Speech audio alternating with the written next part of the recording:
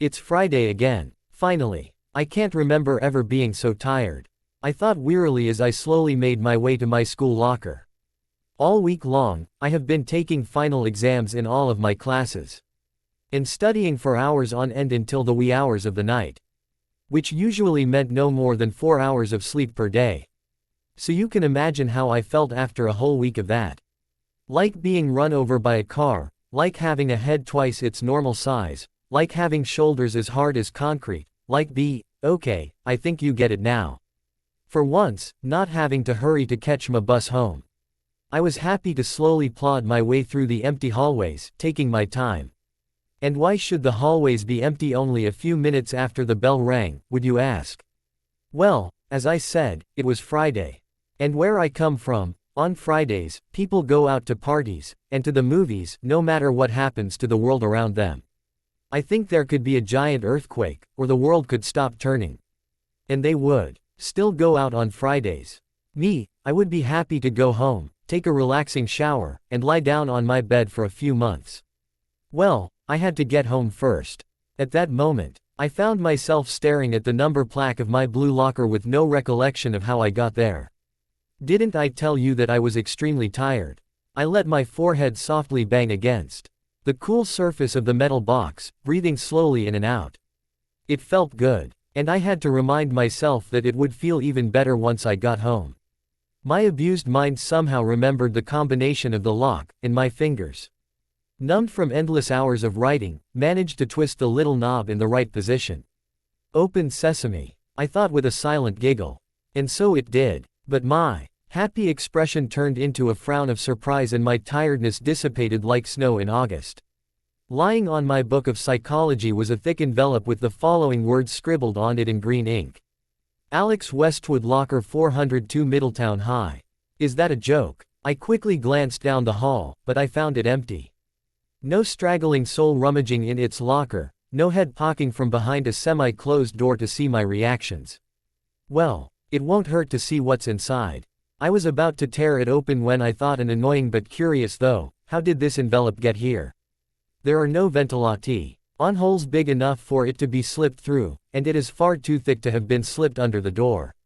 How did the sender know my code? Did he? I somehow made my mind that it was a guy's handwriting, get it from the office. And if he did, then why didn't he just call me down to hand it to me directly? Maybe it was a surprise.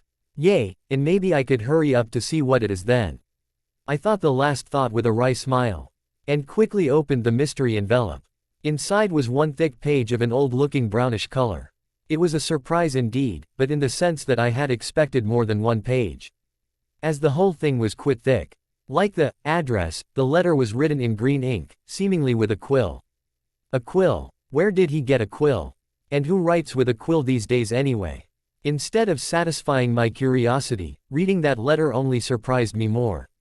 And as short as the letter was, I finished the last words with my jaw definitely hanging down to my knees and my eyes bulging with incomprehension. I must have looked quite silly then. So I snapped my jaw shut with an audible click, which by the way did nothing to dispel my shock, because the letter that I was holding in my trembling fingers said in no uncertain terms that I was invited to visit Hogwarts for an entire month. Gone were the thoughts of midterms and of the Krebs cycle, gone were the tiredness and the boringness. I must have stood there, alone, staring unbelievingly at that strange piece of paper for a long time, with dust balls slowly dancing through the chilly air in a ray of sunshine. What happened in my head though was nothing like my cool exterior. My brain was a battlefield for thousands of thoughts, each one fighting to keep itself alive, and to make me realize how absurd this whole thing was. Who could know that I read Harry Potter books? Who could get such a rare paper and a quill? Who would be imaginative enough to play such a prank? And then of course, my Min. D kept returning to the question of how that darn envelope had gotten into my locker in the first place. And what if it was true? Then, does magic really exist? I thought in awe. Could I really fly on a broom or see Lily and James? Or Harry and Co? Deep down, I didn't believe any of it. Magic. Right. And pigs will fly. But the imaginative part of my mind didn't have any problems with that. However, my practical side came up with a really good question. When, and how would I get there? That didn't seem to be a problem, as I soon found out. The letter and the envelope both vanished from my hands, as if, by magic. And I leapt back in terror and shock, choking a loud gasp. How did he do that? Who did it? My mind was a whirling maelstrom. Nothing made sense. And then, even more stupefying was the fact that a hand was sticking out of my locker, and the person to whom it belonged grunted in annoyance. I think he was stuck. For a moment, I laughed at the strangeness of it all. That is, Auntie. I heard footsteps coming toward me from a nearby hallway. Panicked at the notion of what someone might think about a hand sticking out of my locker, I quickly tried to push it back in to close the metal door of the locker. But something really strange happened, as if not enough strange things had already happened. The hand gripped my wrist and pulled me into my locker too. The thought of I managed to pass through that narrow opening was ejected from my mind as I fell into darkness, and screamed. I don't know for how long I fell, or if I really did fell. But it all stopped when I finally encountered something relatively soft beneath me and I opened my eyes. It was a boy. He was tall, with a rather dark complexion and messy black hair. His twinkling eyes held bewilderment and his mouth was hanging open in surprise. I quickly got off him. Thanks for breaking my fall. He finally shut his mouth, only to open it again to say, You're a girl. Last time I checked, I said with a grin. But, your name is Alex, right? How do you know my name? I said, eyeing him suspiciously. Well, is it Alex? He said, still from the floor. Yes, it's a guy's name, he said. As if it was a fact and everyone should know that. No, it's not. It's short for Alexandra. I answered him hotly, proud of my name. His face fell in disappointment, just to be lit up by a mischievous grin in the next second. Well, a girl isn't too bad, now that I think of it. He said to himself. Serious, cut it out, said a voice from the shadows. That sentence broke my mental dam and all my memories flooded back into my mind. Making me stager. I was standing in a narrow, dimly lit room, with my back against a cool stone wall. In front of me was Sirius, nonchalantly lounging on the dusty floor with his head propped up by his hand. On either side of him stood a boy. The one on the right was smaller, with dark brown eyes, black hair that was even messier than Sirius, if possible, and glasses that slipped on his small nose. Which made him look cute in a bad boy way. The one on the left was the same height as the latter, but his hair was of a lighter color, almost blonde, and his eyes were sympathetic and comprehensive. If I was really at Hogwarts, then I was standing in front of James, Sirius, and Remus, in an empty and cold part of the Hogwarts castle. But it can't be. Magic doesn't exist, my mind said frantically. But I couldn't disbelieve what my eyes were seeing, nor that I wasn't in my high school anymore. Guys, said Sirius, trying to grab his friend's attention. I have the perfect prank. You won't believe what I found in this old scrapbook. James, Remus, and Sirius had found an old, and by the look of it, unused room, during one of their numerous nocturnals played a prank on Mrs. Norris, the caretaker's cat, and were returning to the Gryffindor common room, laughing, when they heard Filch's footsteps and his voice murmuring, I will get them. I promise. I will get those ruffians this time, and when I do, ha ha. Ha, the Marauders, as the three friends were called, didn't wait for him to finish to himself. They took off, sprinting at a dead run toward the near escape route. Which happened to be a small room, empty except for a comfy-looking scarlet couch and a large wooden chest. The room had only one round window, through which the moon cast its silvery light. The friends stopped, panting, their backs pressed tight against the smooth door of their secret room, until Filch's footsteps receded into another hallway. Then they all dropped onto the couch, raising a thick dust around them.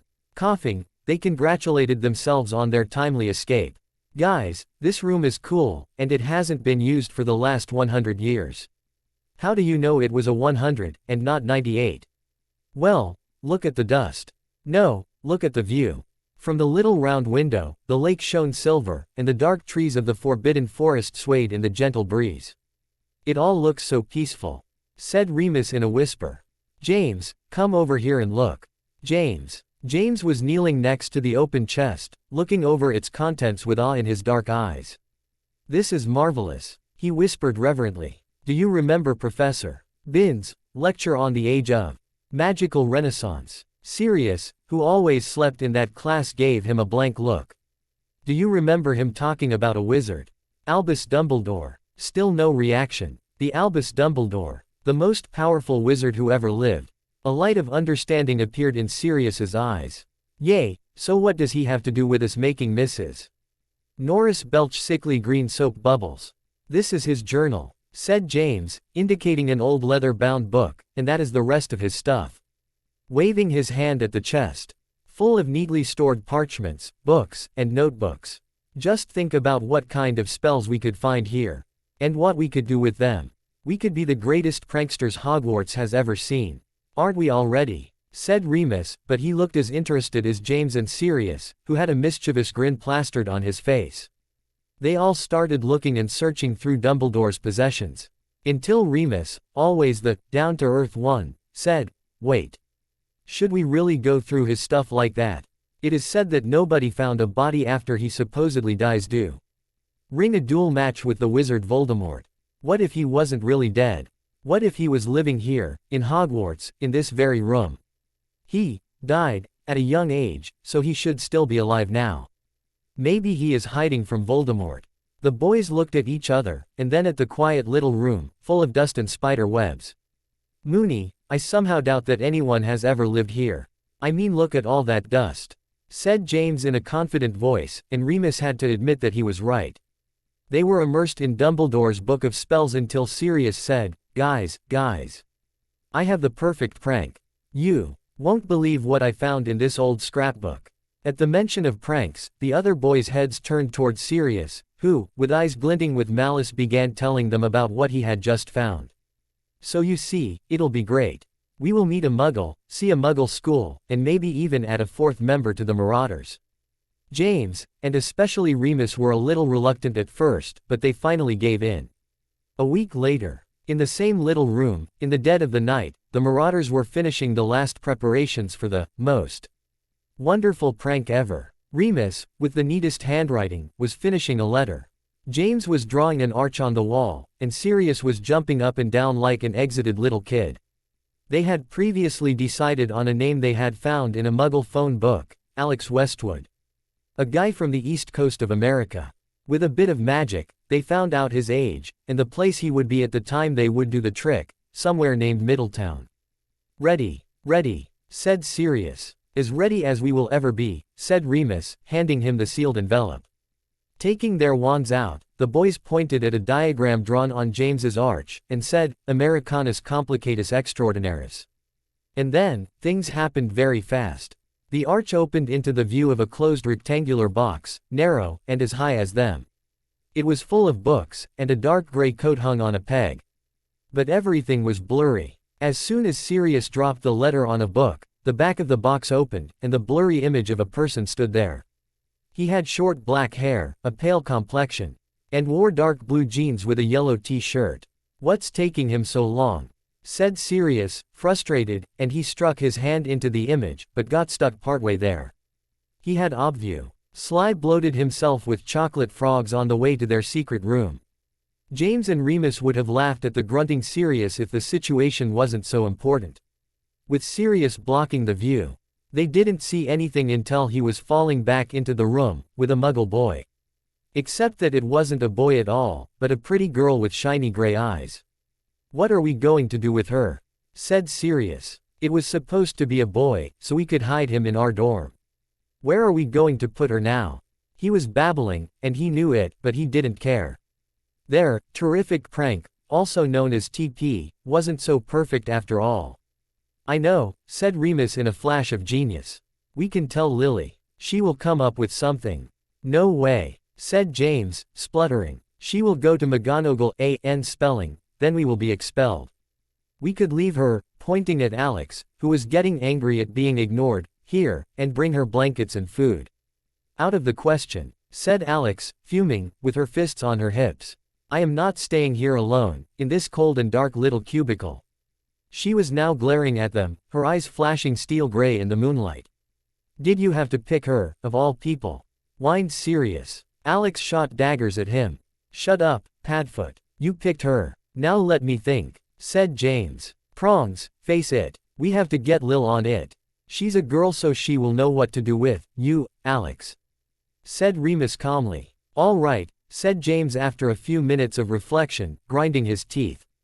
"But I hate her, and she hates me right back. So if she does anything to endanger this prank, I will personally make sure that she finds herself in the hospital wing, with a cleared memory." "Great," said Sirius, with a glint in his eyes.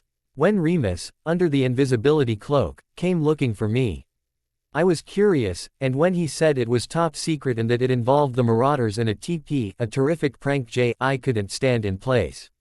I just had to know what was going on. So of course, I followed him.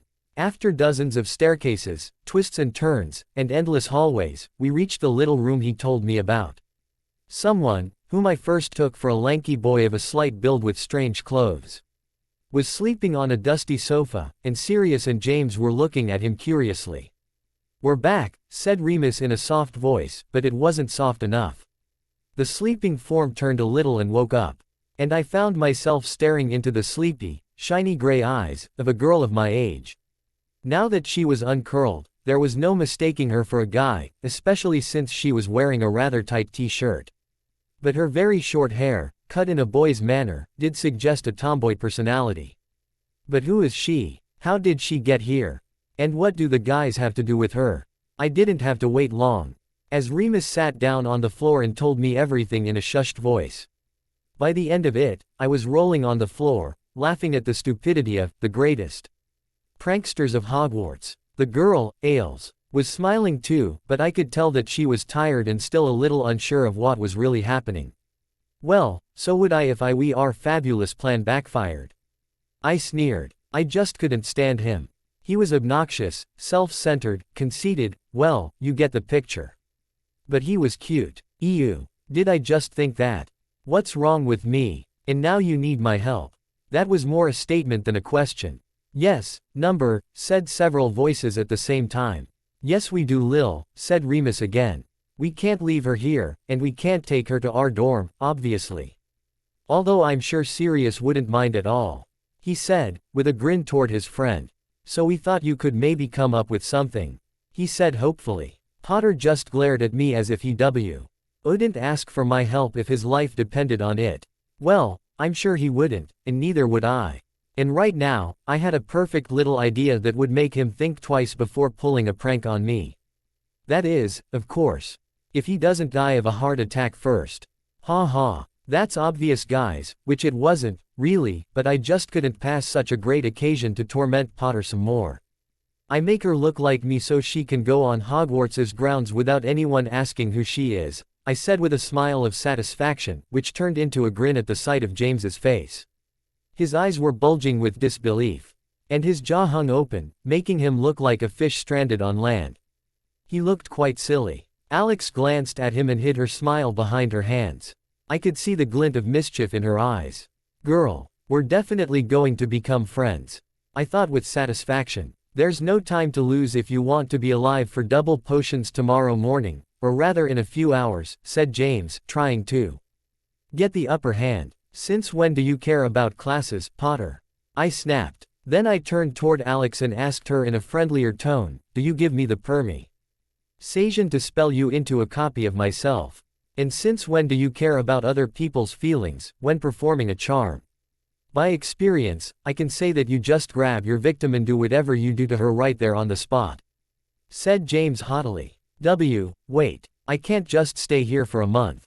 It's not that I wouldn't like to, but people are going to look for me back home and get worried, said Alex in a worried tone.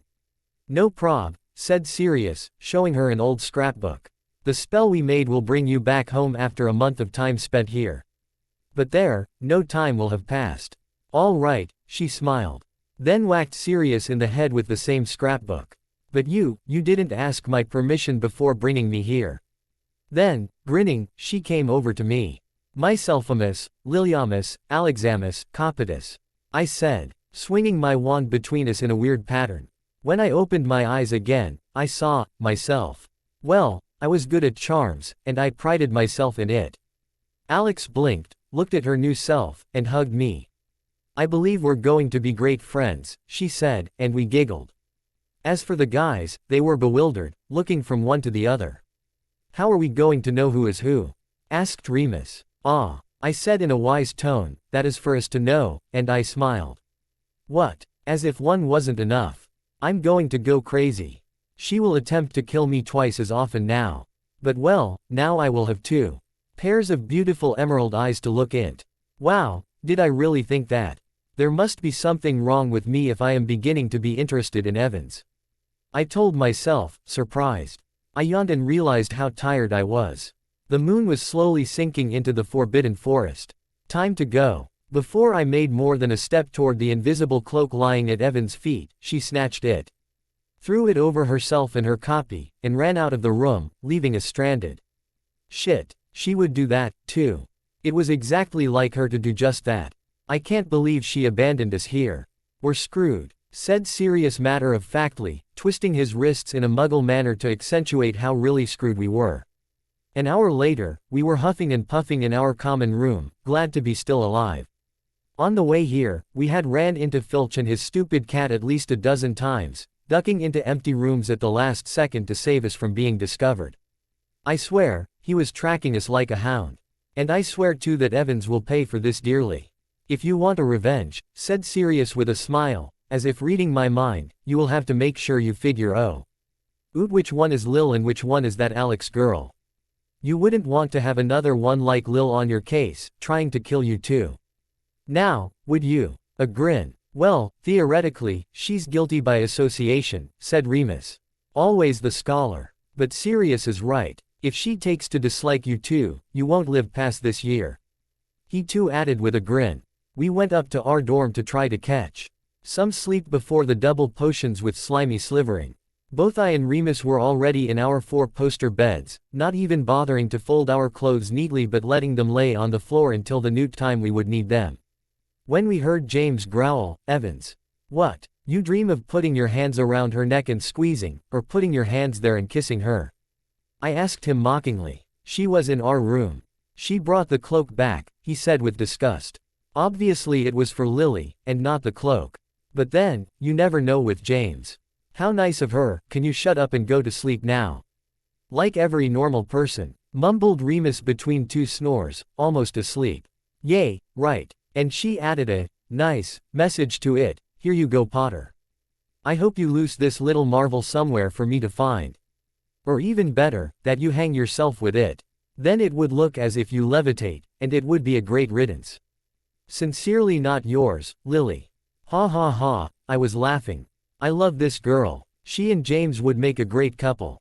They have the same personality, and they don't even recognize it. The same mischievous, friendly, proud streak. I will have to do something about getting them together, tomorrow. I couldn't keep myself from adding, good night Jamsy, I hope you dream of your dear Lily. And by the way, you talk in your sleep, about her, in a good way. I mocked. And it was true, too. But I only got whacked by James's pillow for my pain at being nice and telling the truth for once. Well, I didn't know if he was thinking nice things about Lil or not, but I greatly suspected the first. Especially when his face became an earnest smile instead of his usual mischievous grin. No matter. I will make these two like each other like decent people. I promised myself with a smile before sleep took me in its sweet embrace. When did I become such a poetic, sweet guy? Wink. The 2 girls arrived to the common room, out of breath, but happy. So, you really don't like James, hein? Said Alex with a knowing smile on her lips. He is the most annoying person I ever met. Plus, he is stubborn, conceited, and his ego is way too big for his own good, she said hotly. But a certain twinkle never left her eyes. Yay, he seemed exactly that, but he does have beautiful eyes, and the way his jet black hair flops into his eyes is irresistible. You can't deny that. Well, you're right, she whispered. But I won't be like every other girl in this school, following him like flies, she said fiercely. I won't be lowered to their fluffy-headed level. Especially no by Potter. Green eyes met gray ones, and something special passes between the 2. Both girls looked the same, but they also knew how each other felt. Sitting in front of the flickering fire. They enjoyed each other's presence, like best friends do. You still have your original eye color, said Lily, surprised. My mom once told me that eyes are window to the soul, said Alex in a whisper. After a few minutes of friendly silence. I guess it means I am still me. She smiled into the empty room. It was a pretty impressive thing you did, back there, by the look on the guy's face. She giggled, remembering that moment. They talked for some time, about both their worlds, their differences and similarities. The boys' footsteps, at which time they hurried into Lil's dorm, giggling at the memory of their faces as they had left them. Lily's bed was the one closest to the window, but not touching it. No one would see me there until they looked over the tall bed. But just to be cautious, we decided that Lil would wake me up early so I would hide under the bed, where no one would see me because of the blankets hanging right down to the wooden floor. And then, when everyone left for classes, I would be free to roam Hogwarts' empty halls, cautiously. But even with the heavy weight of tiredness pulling down my eyelids, I couldn't fall asleep. Not yet anyway. I had too much on my mind. Can they really bring me back at the same time I left? If they don't, Mom will be awfully worried, and I would hate for her to think something bad happened to me. I love her not because she is my mom and that I am supposed to do so, but because she is a great mom, and a great person. Well, I can't do much about it anyway, and I don't know why, but I trust them, Lil and the guys. Especially Lily. And that leads to the next problem. I read the Harry Potter books, and I know that Lil and James will get married, which is fine. But I also know that they will be murdered by Voldemort, and poor Harry will have to live with the Dursleys for 11 miserable years. Should I tell them? Is it going to change anything anyway? Maybe it's like this thing with the future that no matter what you do, tell the person in advance or kill the killer, it is going to happen anyway, but in another manner. It's so depressing. It feels as if I am going to betray my best friends. Sight. This kind of thinking kept me up the rest of the night, which wasn't much.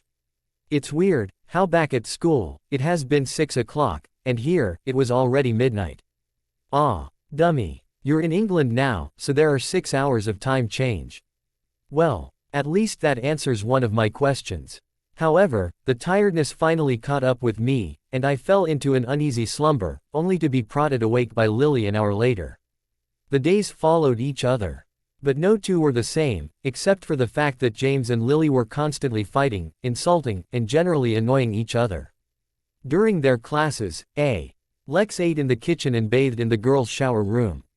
She then sneaked out with James's invisibility cloak when he wasn't using it himself to explore the castle, to take part in classes, and to annoy Snape and his cronies, whom she learned to hate after he had hexed her hair into a sickly green color, thinking she was Lily.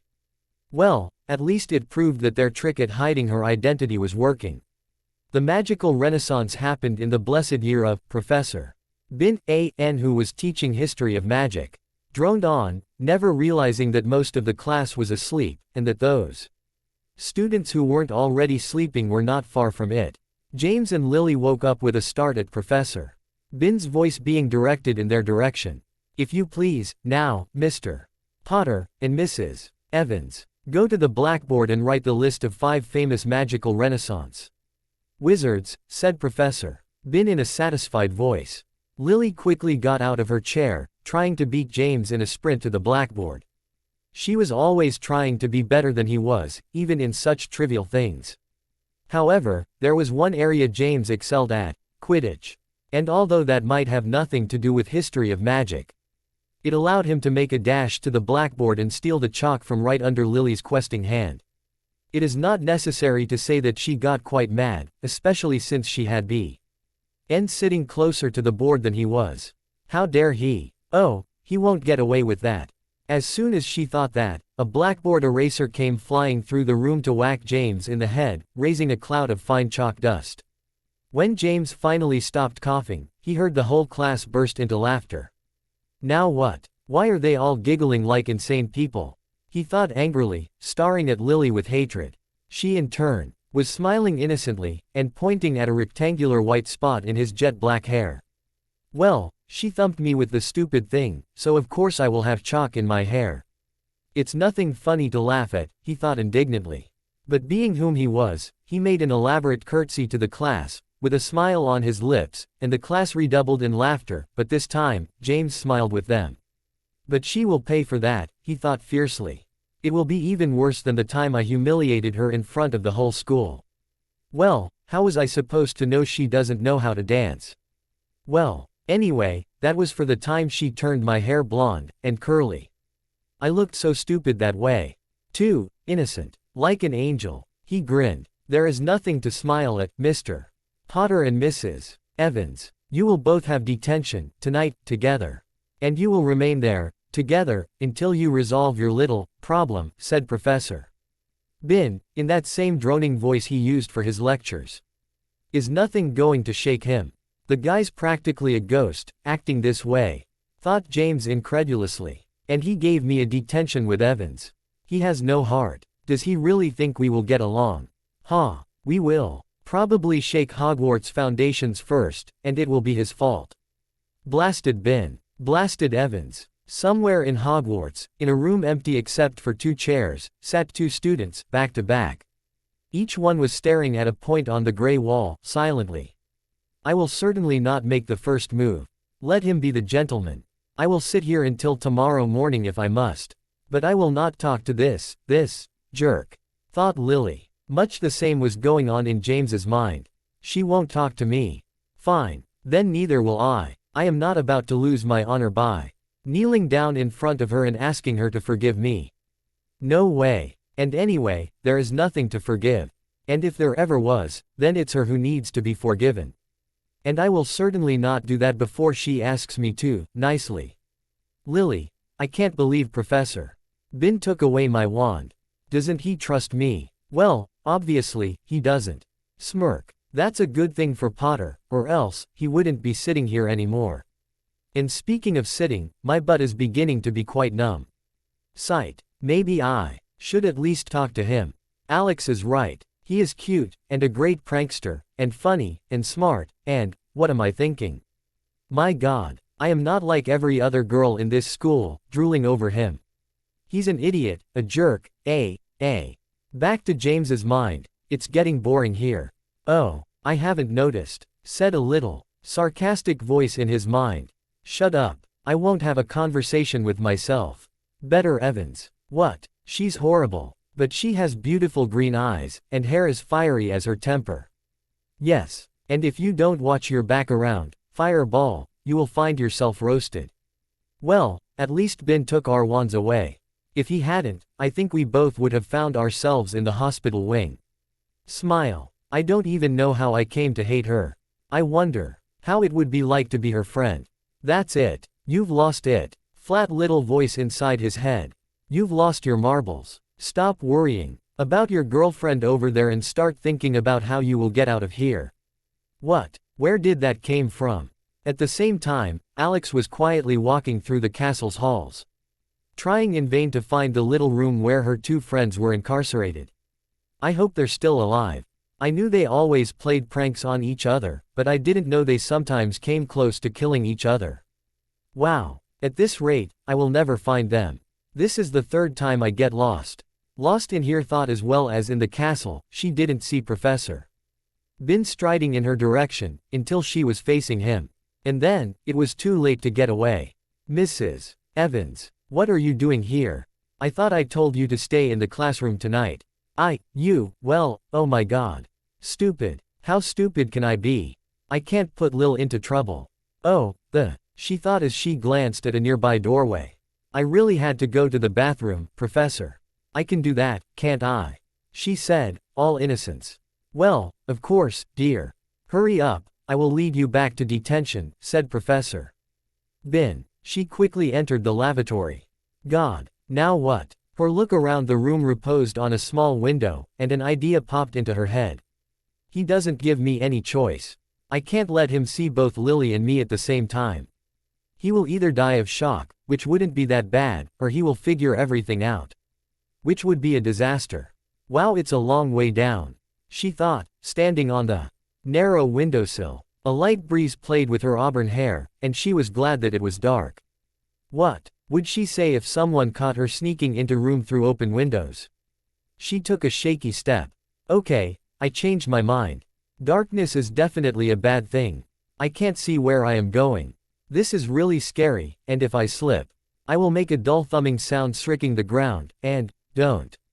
Think about it. And hurry. If Professor Bin gets wind of something going on, all will be for nothing. Gingerly. Alex stepped along the ornated windowsills of Hogwarts. Just enough rooms away to sneak around Professor Bin unnoticed. Just, gasp. She slipped. The floor seemed unforgivably hard, and rushing toward her very quickly. Too quickly. Quick. Shit. Alex caught a handhold on the foot of a carved griffin, hanging precariously above empty space. This is not good. This is not good. It was all she see. Old do not to scream for help and alert everyone. Panting and sweaty-palmed, she was terrified. Gone was the calm and cool. She could hear her heart thumping wildly, and blood rushing to her temples. God. It's even loud enough for you to hear it. Suddenly, window opened below her hanging feet. Doom or salvation. A friend coming to help, or Snape and his cronies coming to gloat on her predicament. God, please, let it be help. Please. I will be a good girl for the rest of my life, if only I come out of this alive, and I will never walk on windowsills again. Please. She felt her grip slipping. Our Father who art in heaven, she began praying fervently. And she screamed when she felt someone tugging at her right foot. James. Lil. Looking down, she saw two heads, one black, one red, trying to bring her into their room. Suddenly, she let go, and crashed right into James and Lily, everyone landing on the floor in a broken pile. Dear God, thank you. Thank you. But that thing I said. It, was made under duress. So it doesn't really count, does it? Said Alex breathlessly, looking at the ceiling. She must be crazy. Yes, that's it. She had a concussion while falling, thought James. Then, as his emotions calmed down, he began to feel every little bruise, and it hurt. And on top of that, well, on top o' him, were two red heads with eyes shiny with fright. They looked beautiful. Both of them. Well, Dea. But they do. How come I never noticed how Lily's eyes had golden specks in them? And all those freckles, like stars on a winter sky. James, why are you frowning? Asked Lily, finally breaking this wonderful moment. Your eyes, they're different. You both look the same except for your eye color. You have green ones, and Alex has gray ones, he whispered, surprised. The girls looked at each other then smiled knowingly. What? Was I supposed to know that? Sight. Girls are way too complicated to understand. Especially those two. Guys, sorry to interrupt, but if you want to get out of here, we should hurry up, because Professor Bin still thinks that there is a Lily in the girls' bathroom. And if she doesn't come out, he will know that she either escaped, or fell into the toilet. She added with a mischievous smile. That's all right with me, but only if you two get off me first. Finally realizing that they were both lying on James in a position that I won't talk about, ain't I evil. They scrambled up hurriedly, brushing dust off their jeans.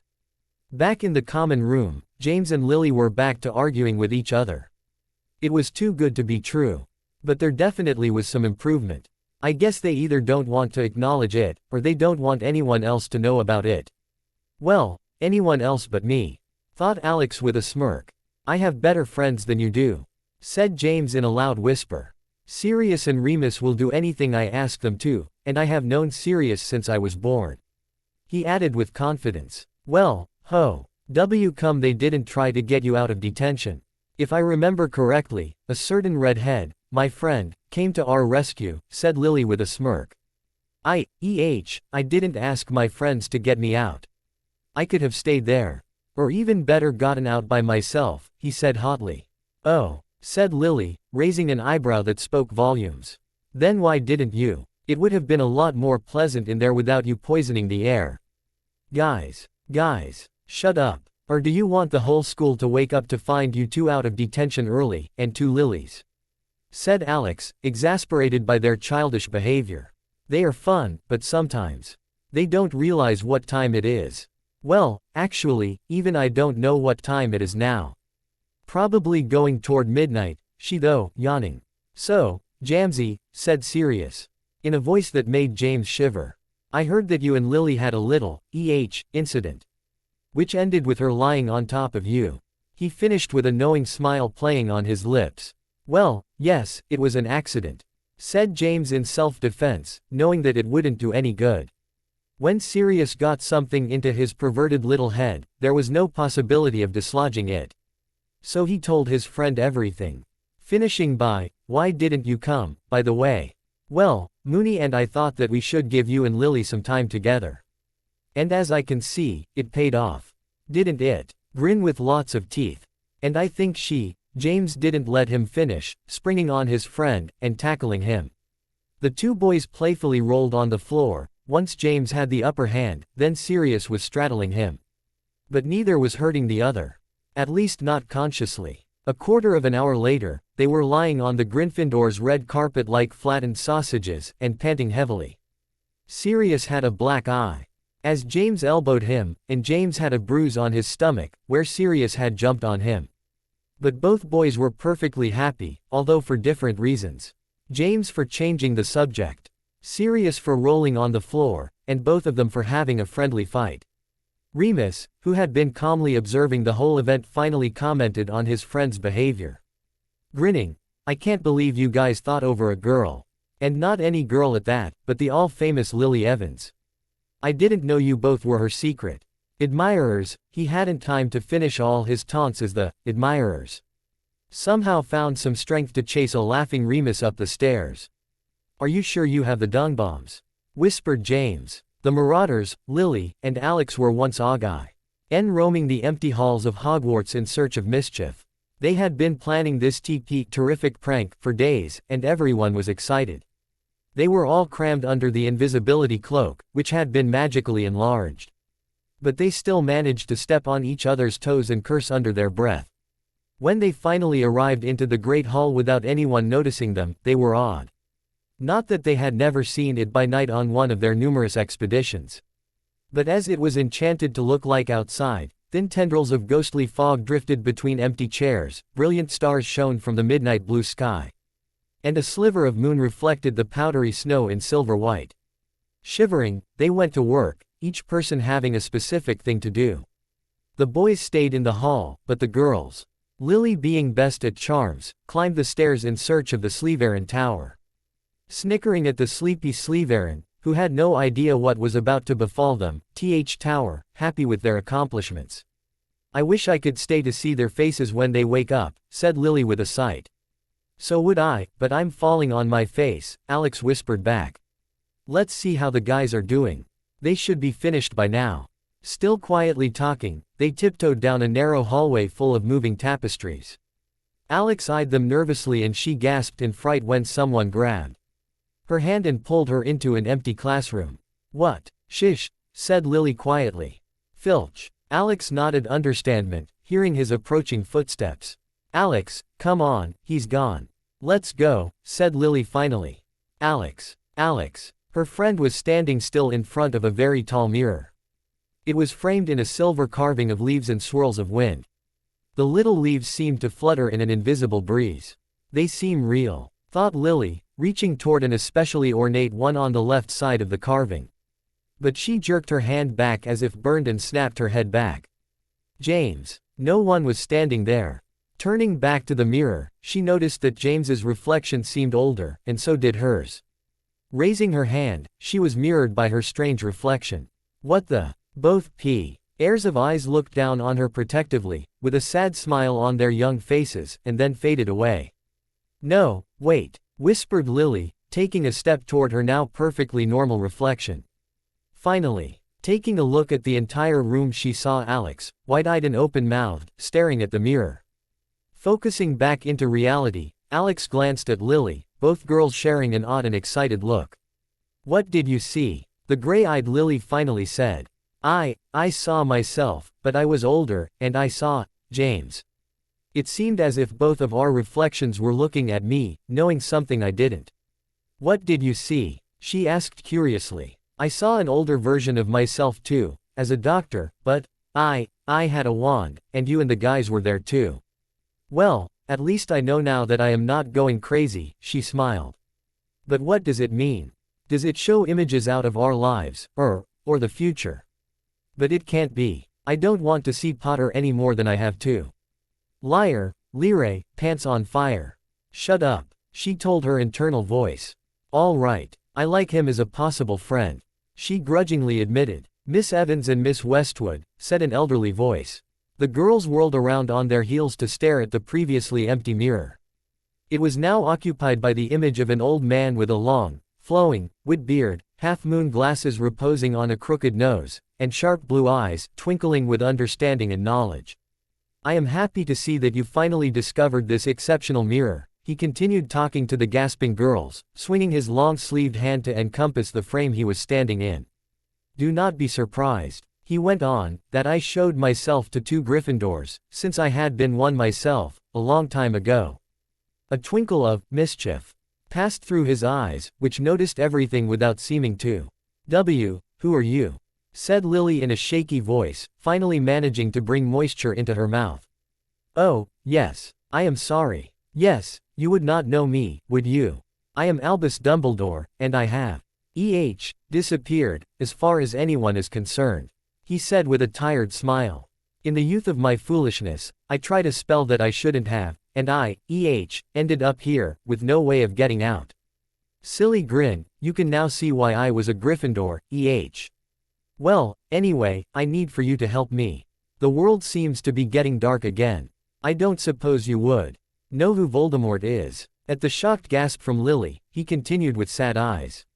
So he has taken power once again, killing everyone in his path. Girls, you need to help me. If Voldemort comes to power, there is no way to tell what he will do. Or I should say, there is no way to tell what he won't do. The girls glanced at each other, then nodded. They would do anything to help Dumbledore, and to stop Voldemort. They had stayed awake in history of magic enough to know that Dumbledore was the only one who could, and whoever did, defeat the Lord of the Dark. They also knew enough people with family members murdered by him to know that he wouldn't stop at ending the life of an innocent little baby to assure his future success. Alex especially knew that. But I want you to keep this little visit a secret. There are far too many people here who would switch over to Voldemort's side if they ever put their filthy hands on such information. Now, there is nothing to fear from him, yet. But I would ask you to please come here. Tomorrow or the night afterwards. We will, said the girls, solemnly nodding. But how do you know our names? Said Alex, curious. I am not one of the most powerful wizards who ever lived just by name, he said with a secretive smile. And I can recognize one of my own spells too, he added, with a look at Alex, who took an involuntary step back. Don't be afraid, you know more than you should. And not only about Hogwarts. You made the right choice, and as unfortunate as those events will be, there is nothing you can do. And if anything, you could only make it worse. He told Alex with extreme sadness in his blue eyes. But let us part on a more joyous note. Be careful, girls, and don't let anyone know what, and whom, you found. My life is in your hands. And with that, he faded away. Bemused, Lily and Alex looked at each other, wide-eyed, and yawned at the same time, which produced a strained giggle. By unvoiced agreement, the girls left, mocking sure that no one was there to see them. We should go to the common room. The guys will be getting worried. Yay, huge yawn, and I want nothing else more at this moment than to go to bed, said Lily. Oh, not even a good night kiss from James, said Sirius in a mock disappointed voice. The girls had arrived to the tower, talking, and Sirius had overheard them. Of course, as soon as he said that, he got whacked in the head by 2 couch pillows. One thrown by an angry James, and one by a scarlet-cheeked Lily. Everyone else was rolling on the floor, trying not to laugh out loud and wake the whole dorm. The next day, 5 very tired, but extremely excited students went down to the Great Hall, 4 of which went immediately to the Gryffindor table to gobble down food as fast as they could, considering their long night. The 5th was of course Alex, hidden under the invisibility cloak, as she too wanted to see the result of their prank. As other students began to arrive, they stared open-mouthed at the transformation of the dinning hall. The floor as well as the walls was covered by a white, fluffy substance that suspiciously resembled clouds. White light was shining from above, bathing the hall in peace. And from somewhere, the soft melody of a harp was being played. It looked like heaven. Wow, the guys did a really great job, thought Lily, looking at the satisfied smiles on her friends' faces. Surprisingly, all the students were silent, taking advantage of the peace and quiet to catch up on some sleep. That is, until the first Slytherin appeared on the top step of the stairs. At that moment, the hall erupted in laughter, only getting stronger as more and more Slytherin made their way to breakfast. They seemed ready to burst with anger and humiliation, and there's no wonder as to why. They were wearing long, white, flowing robes, their hair was blonde and curly, and they were angrily flapping great, white wings. There was only one thing they could be looking like: angels. Well, they didn't look as innocent and happy as really angels did. Rather, with their red faces, they looked like little devils disguised as angels. And in a way, they were. But Slytherin as angels? No way. That was just too hilarious. And even though the pranksters knew what was coming, they were laughing as hard as the others. And for once, they hadn't left any proof that it had been them. Although many people were suspecting them, including most of the Slytherins, who were now glaring at Turd. "Did you see their face?" said Sirius, jumping up and down in excitement, at the end of the day. Everyone else was still smiling, remembering the Slytherins' faces. Especially Snape's and Malfoy's. Those two had been ready to blow the roof off. Fortunately, McGonagall chose that moment to intervene. Students will talk about this for years. And the Marauders finally achieved their titles as the best pranksters Hogwarts has ever seen. Which by the way didn't mean they would stop. By all means, they would try to break their record. When everyone finally fell asleep in their respectful rooms, Lily lay awake, staring at the ceiling of her Crimson four-poster bed. James acted very weird today. He didn't insult me or curse me, and he had a weird look in his warm, brown eyes. Stop it. Don't talk like that about this jerk. His eyes were shiny because he was thinking perverted little things about his flock of followers, thought Lily angrily. And what was that thing Dumbledore told Alex? That she made the right choice. Well, if it was about coming here, I'm sure it was a good choice. She's a great person, and it's weird how much her character is like mine. Lily smiled. I'm really happy she came. But her thoughts kept returning to James, as she tried to puzzle out her feelings for him. Urgh, she said in a quiet voice so as not to wake anyone. Sitting up in her bed, she parted the bed hangings and go out of bed. Shit, it's cold. My toes are going to freeze in no time. Wow, it's beautiful. As she looked at the moon through the open window. The moon was just ascending the sky, and appeared much larger than it usually did. The lake was frozen over, a silvery expanse of smooth, cold, ice. And the trees of the forbidden forest, bare of leaves at this time of the year, seemed alive, reaching for the unawary with scrawny limbs. Lost in contemplation, Lily didn't notice that her feet were turning blue. Not that she only had a thin pajama to cover her lithe body against the cold of a winter night. She was so taken up by the beauty of the passage that she jumped in. Fright with an undignified squawk when she heard a thump, muffled by the wall dividing her dorm from the one the guys shared. What the? Probably the guys, doing something as stupid as getting dressed. For a prank and falling over a pair of dirty socks lying on the floor. But she didn't hear any cursing, nor any other noise such as a door closing. She was getting worried, since Sirius and Remus were her friends. Oh, all right, so is James. I can't deny it to myself that he is funny and that I would miss him if he left. Taking courage into both hands, she tiptoed out into the corridor. It was dark, and she almost turned around to run back into the safety of her blankets. No, you're a Gryffindor, and your friends might be in danger. That last thought decided her. She held her wand in a sweaty and trembling hand, turning a doorknob with the other, not less sweaty nor trembling. 1, 2, 3. And as she finished counting, she opened the door to the guy's dorm with a quick thrust, to stare upon a weird scene. Lily was standing in the door's threshold, blinking with surprise at the strange sight that met her eyes. 4 beds were arranged in a neat row, a large window was open to let in a cold breeze and a silver moonbeam. 3 boys were sleeping under crimson blankets with golden fringes. The 4th one was sprawled on the floor in the tangle of his own red blanket. James. Lily burst out in laughter. As much because of James's predicament as because of her fear. Lily, he said in a weird voice, entangling himself from the mess on the floor. And as he stood up, clutching his blanket against the cold. Lily's laughter redoubled. Bent in half and clutching her sides, she managed to say, You have pink boxers. Between 2 outbursts of mirth. Yay, he said, on his guards. They were a birthday present from my mom, and I don't throw away presents. Especially if they are comfortable, he said, his eyebrows coming together suspiciously, but he nonetheless wrapped his blankets around him, successfully hiding his shorts. I can't let her know.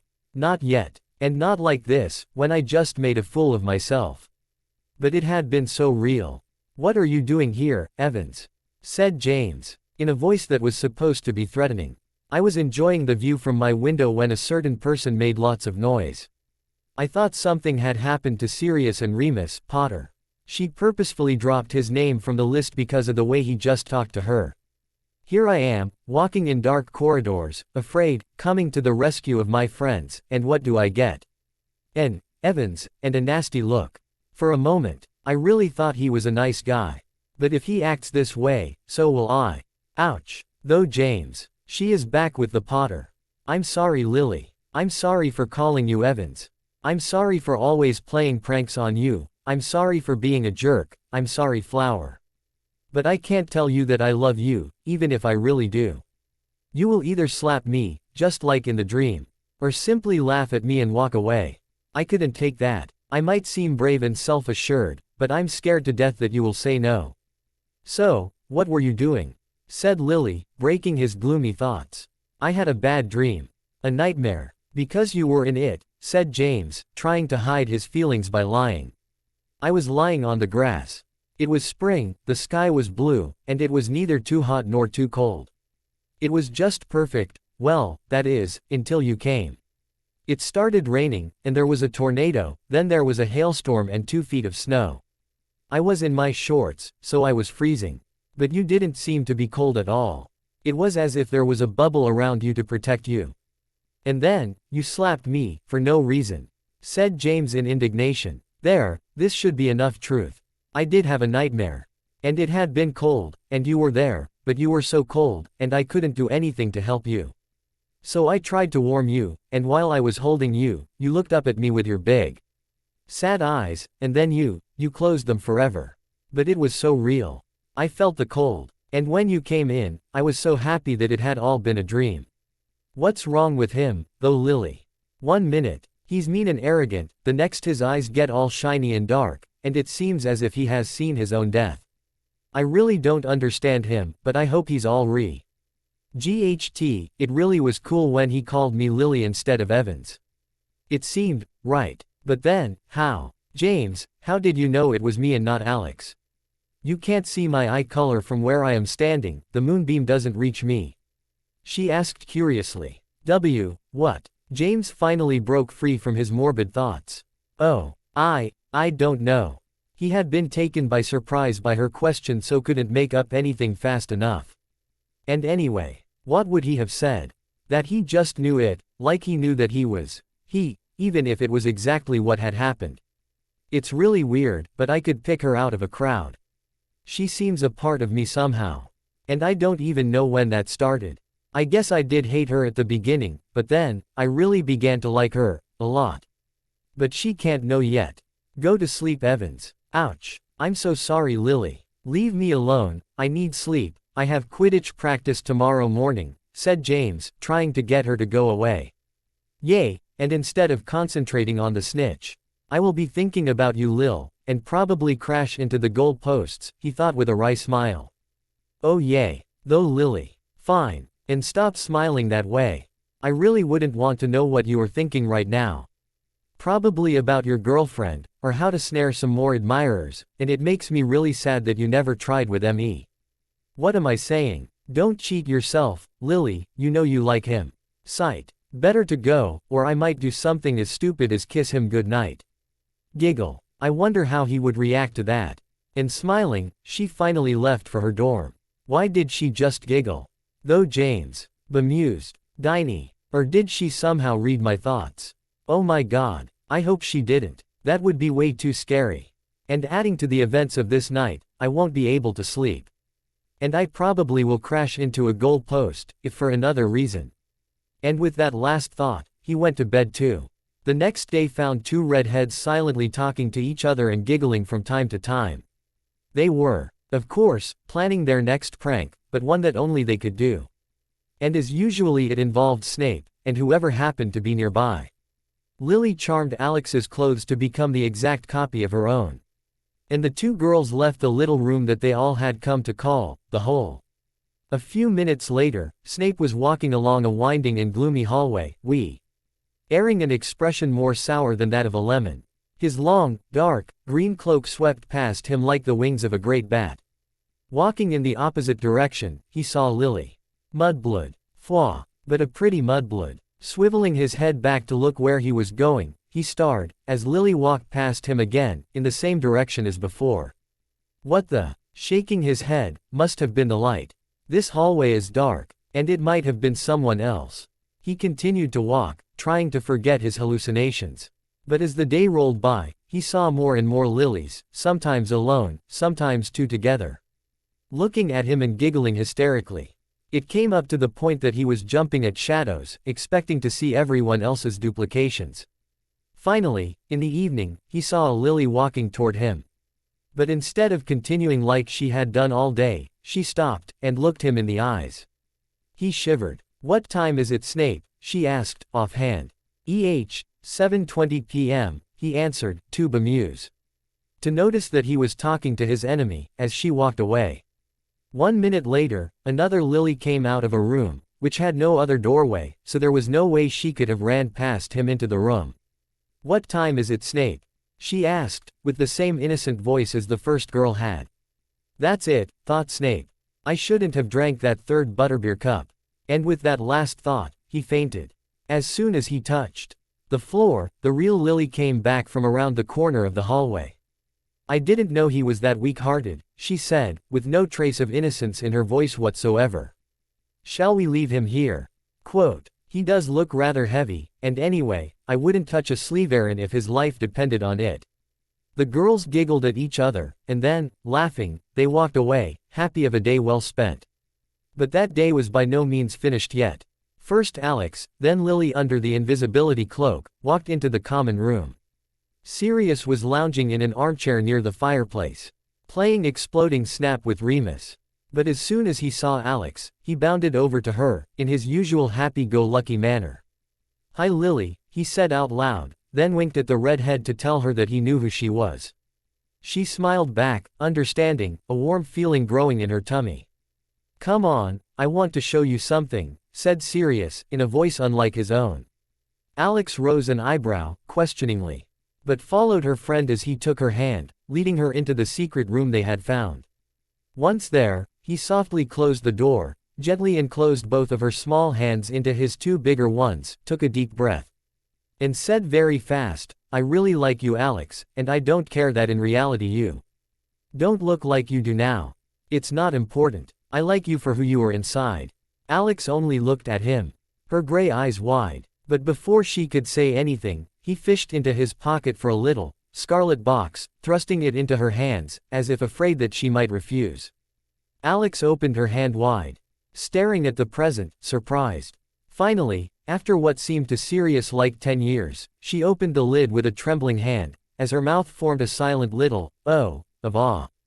Inside the small package, on a crimson cushion with golden edges, was a finely woven silver necklace with a pendant in the form of two tiny, intertwined hands, gleaming in the faint light of a candle. Slowly, she looked up into his deep brown eyes, and smiled, as Sirius let out a breath he was not aware he had been kept.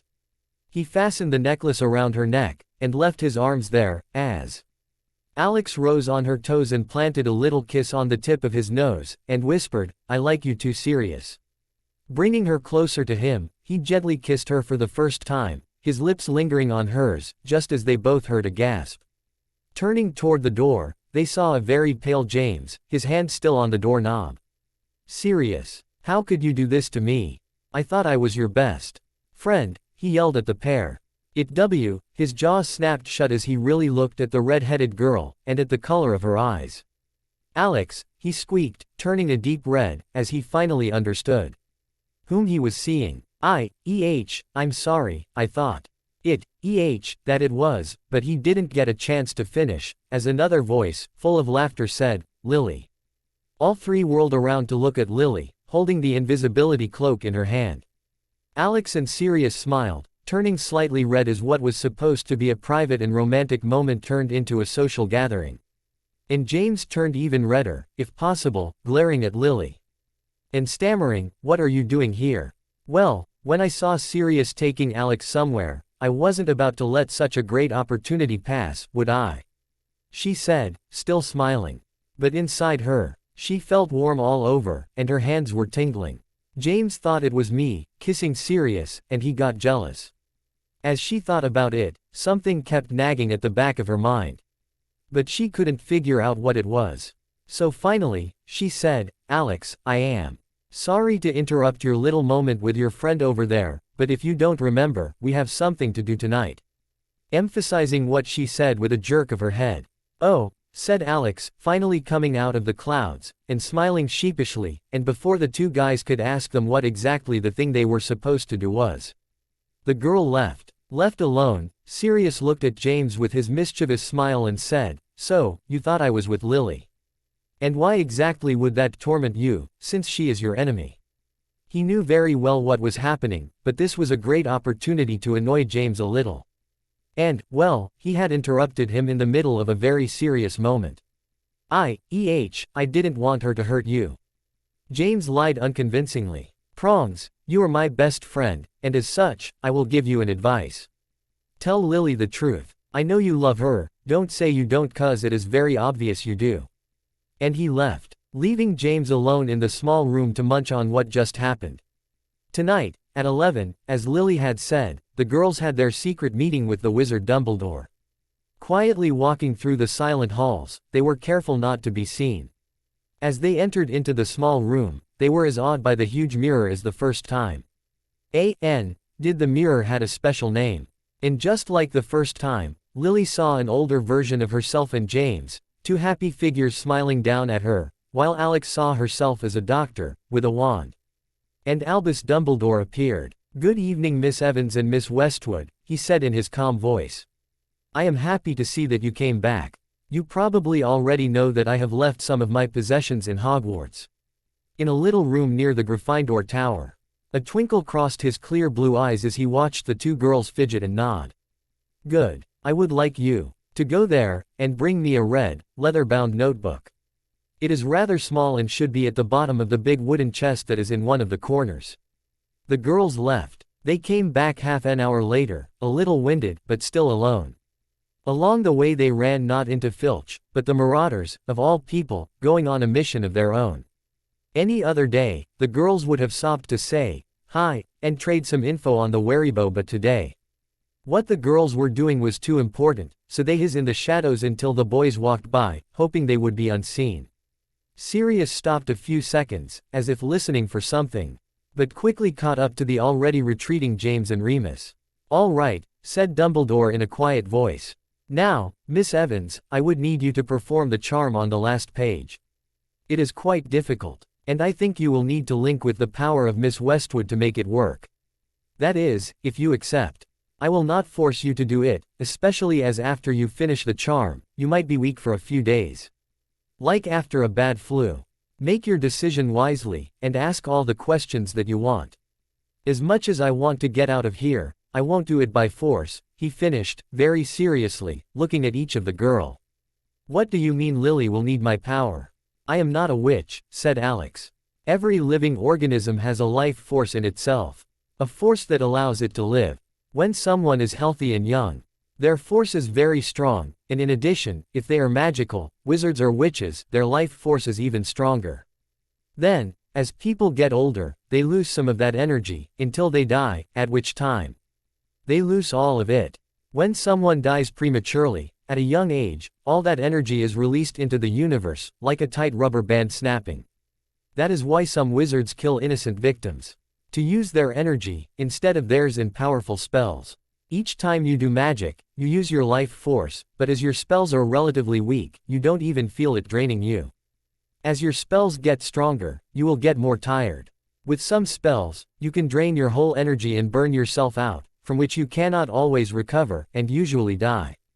That is why, when a spell is very strong, wizards can link with other wizards or even non-magical persons to share their life force and make it easier.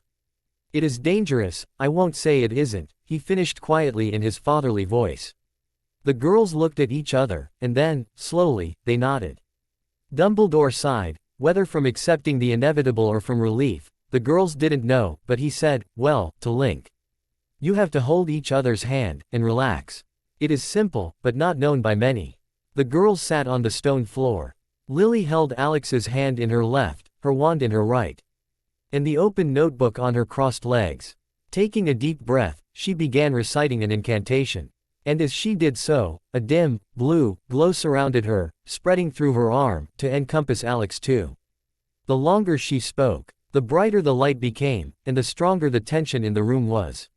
Finally, when she felt that the tip of her fingers would burst, the halo of light around the two girls blew in a blinding flash. Lily's eyes were flashing spots. She couldn't see anything, but she heard a gasp from the door, a thump, and someone coughing. Did it work? What was that noise? Is Alex all right? When her vision cleared, what she saw wasn't what she expected. Saying she was surprised was an understatement. Her first concern, Alex, was all right, she must have fainted for a moment. And that was probably the thump she had heard. But her eyes became as big as teacups when she saw who was holding her in his arms. Sirius. And he was looking at her, shooting daggers. No, he wasn't looking at her, but at someone standing behind her. She turned her head to stare at an old man with a silver beard and twinkling blue eyes. He was wearing a red wizard robe, embroidered in gold. The usually fun and crazy Sirius was now red with anger, and Lily was happy that this anger wasn't directed at her, because she somehow knew that he was capable of seriously injuring the person he was angry at, Dumbledore. What did you do to her, old man? He said, in a calm and cold voice that was even worse than if he had shouted. He was still cradling a dizzy Alex, looking at her every few seconds with concerned eyes, as if to make sure she was still there. Dumbledore, after sparing a glance at Sirius and Lily, concentrated his whole attention on Alex. His usually merry eyes were now flashing from worried to surprised to astounded. I thought this was impossible, he whispered, awed. And now, I am going to leave you hanging for the next chapter. Ha ha. No. All right, I am not that mean. Read on. J. His eyes unfocused for a moment and he seemed to be looking at something far away. Then he came back to reality, and turned to Sirius. She will be fine, Mr. Black. There is no need to say that Sirius was taken aback. But Lily didn't know if it was because Dumbledore knew his name or because he finally paid attention to him. When you performed the spell you found in that old notebook, did something weird happen? He asked. Sirius's eyes became even bigger, if possible, but he answered, we were supposed to have invited a boy, but we found Alex. We thought it was because of her name. It's a boy's name, you know. And after a few seconds he added, I don't know what you would think weird. So he told the whole story, answering Dumbledore's questions when he asked for particular details. Yes, I suppose it was the blur. It should have been a clear image, he mumbled to himself. Finally, Lily couldn't take it anymore. What are you talking about? Would you be so kind as to enlighten us? She said sarcastically. Dumbledore looked at her for a long time, and Lily almost wished she had stayed quiet. Then he spoke again. Miss Westwood is a witch, he said simply. Lily stared at Dumbledore with her mouth hanging open. Has he lost his marbles? Maybe he stayed in that mirror for too long. It's impossible. Alex is 16. If she were magical, she would have been sent a letter to attend Hogwarts on her 11th birthday. But she didn't. So she isn't magical, is she? She really wanted to be a witch, and it would be great if she really were. She would be able to stay here, thought Lily, and then she remembered something. Oh my God, the mirror. She said she saw herself with a wand. The mirror shows the future. So it is true. She really is a witch. She knelt down beside Alex, making sure she was all right, because Sirius was a boy, and boys didn't know anything about girls. That was a fact. At that time, Sirius was looking from Alex to Dumbledore, comprehension dawning on his face. Is this real? Or am I dreaming? He pinched himself hard. Ouch. Definitely not a dream. This is great. She will be able to stay here. Yay. Great. He was thinking along the same lines as Lily. But for a different reason. As much as Lily wanted Alex to stay because she was her best friend, Sirius wanted her to remain for that too, but also because, well, I'm not going to lie to myself. I love her. And I am old enough to know what love is. She might look like Lily, but deep down, she is really different. I'll leave, fireball, for James, thought Sirius with a smile. Meanwhile, Alex had regained consciousness to hear Dumbledore's last words. And she was thinking, nothing at all, but emotions rushed through her like a mountain spring. Fear, wild delight, indecision, bewilderment. Is it real? She asked in a tiny voice, afraid that if she spoke louder, she would wake from this wonderful dream. As real as can be, answered Dumbledore warmly. And I might as well explain to you what happened. As I see it, he said, sitting down on the floor cross-legged. Lily quickly dropped on the floor too, and Alex found a comfortable position in Sirius's arms. Most of the time, people are magical because their parents were. They inherited that magic from their ancestors through the ages. People who are called Muggle-born but find themselves using magic also inherited that magic from their ancestors. But it was so long ago that they do not remember that they even had a magical person in their family. But as I said, that happens most of the time. Rarely, very rarely, a person who is truly Muggle-born can become magical.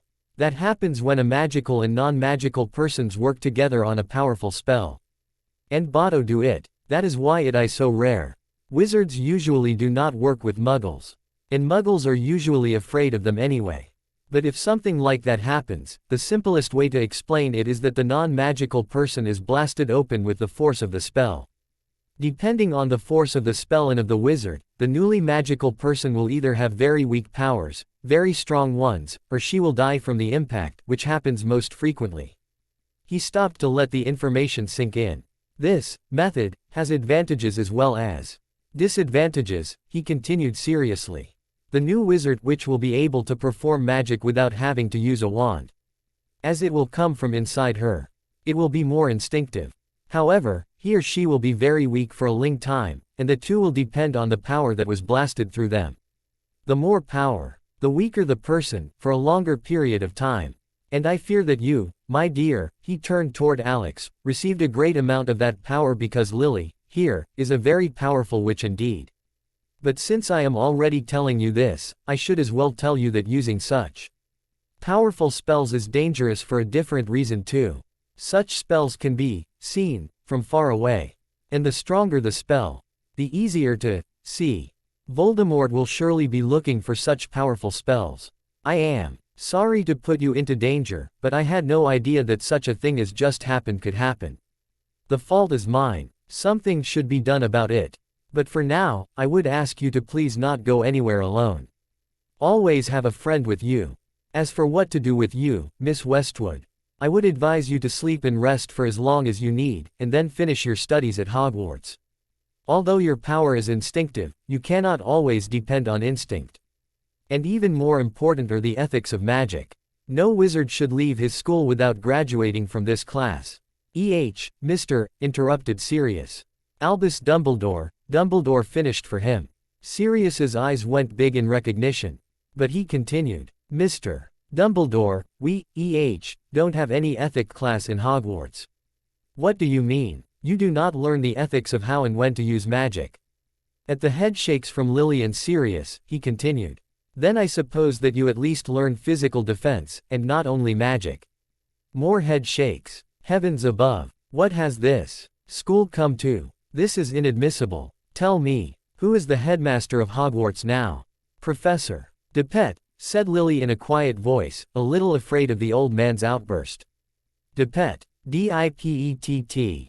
Then no wonder this school is falling apart, said Dumbledore, outraged. Then he looked at the three teenagers and said, in a much milder tone, I am sorry kids. But do not worry. Professor Depet is an old friend of mine, and I believe it is high time that I pay him a little visit. And with that, he disappeared. Silence took the professor's place, as the three kids looked at each other, at a loss for words. Then, finally, Alex realized that she was leaning against Sirius. She blushed and tried to get up, but she was too weak to stand, and anyway, Sirius was firmly holding onto her. For a moment, I thought I had lost you forever.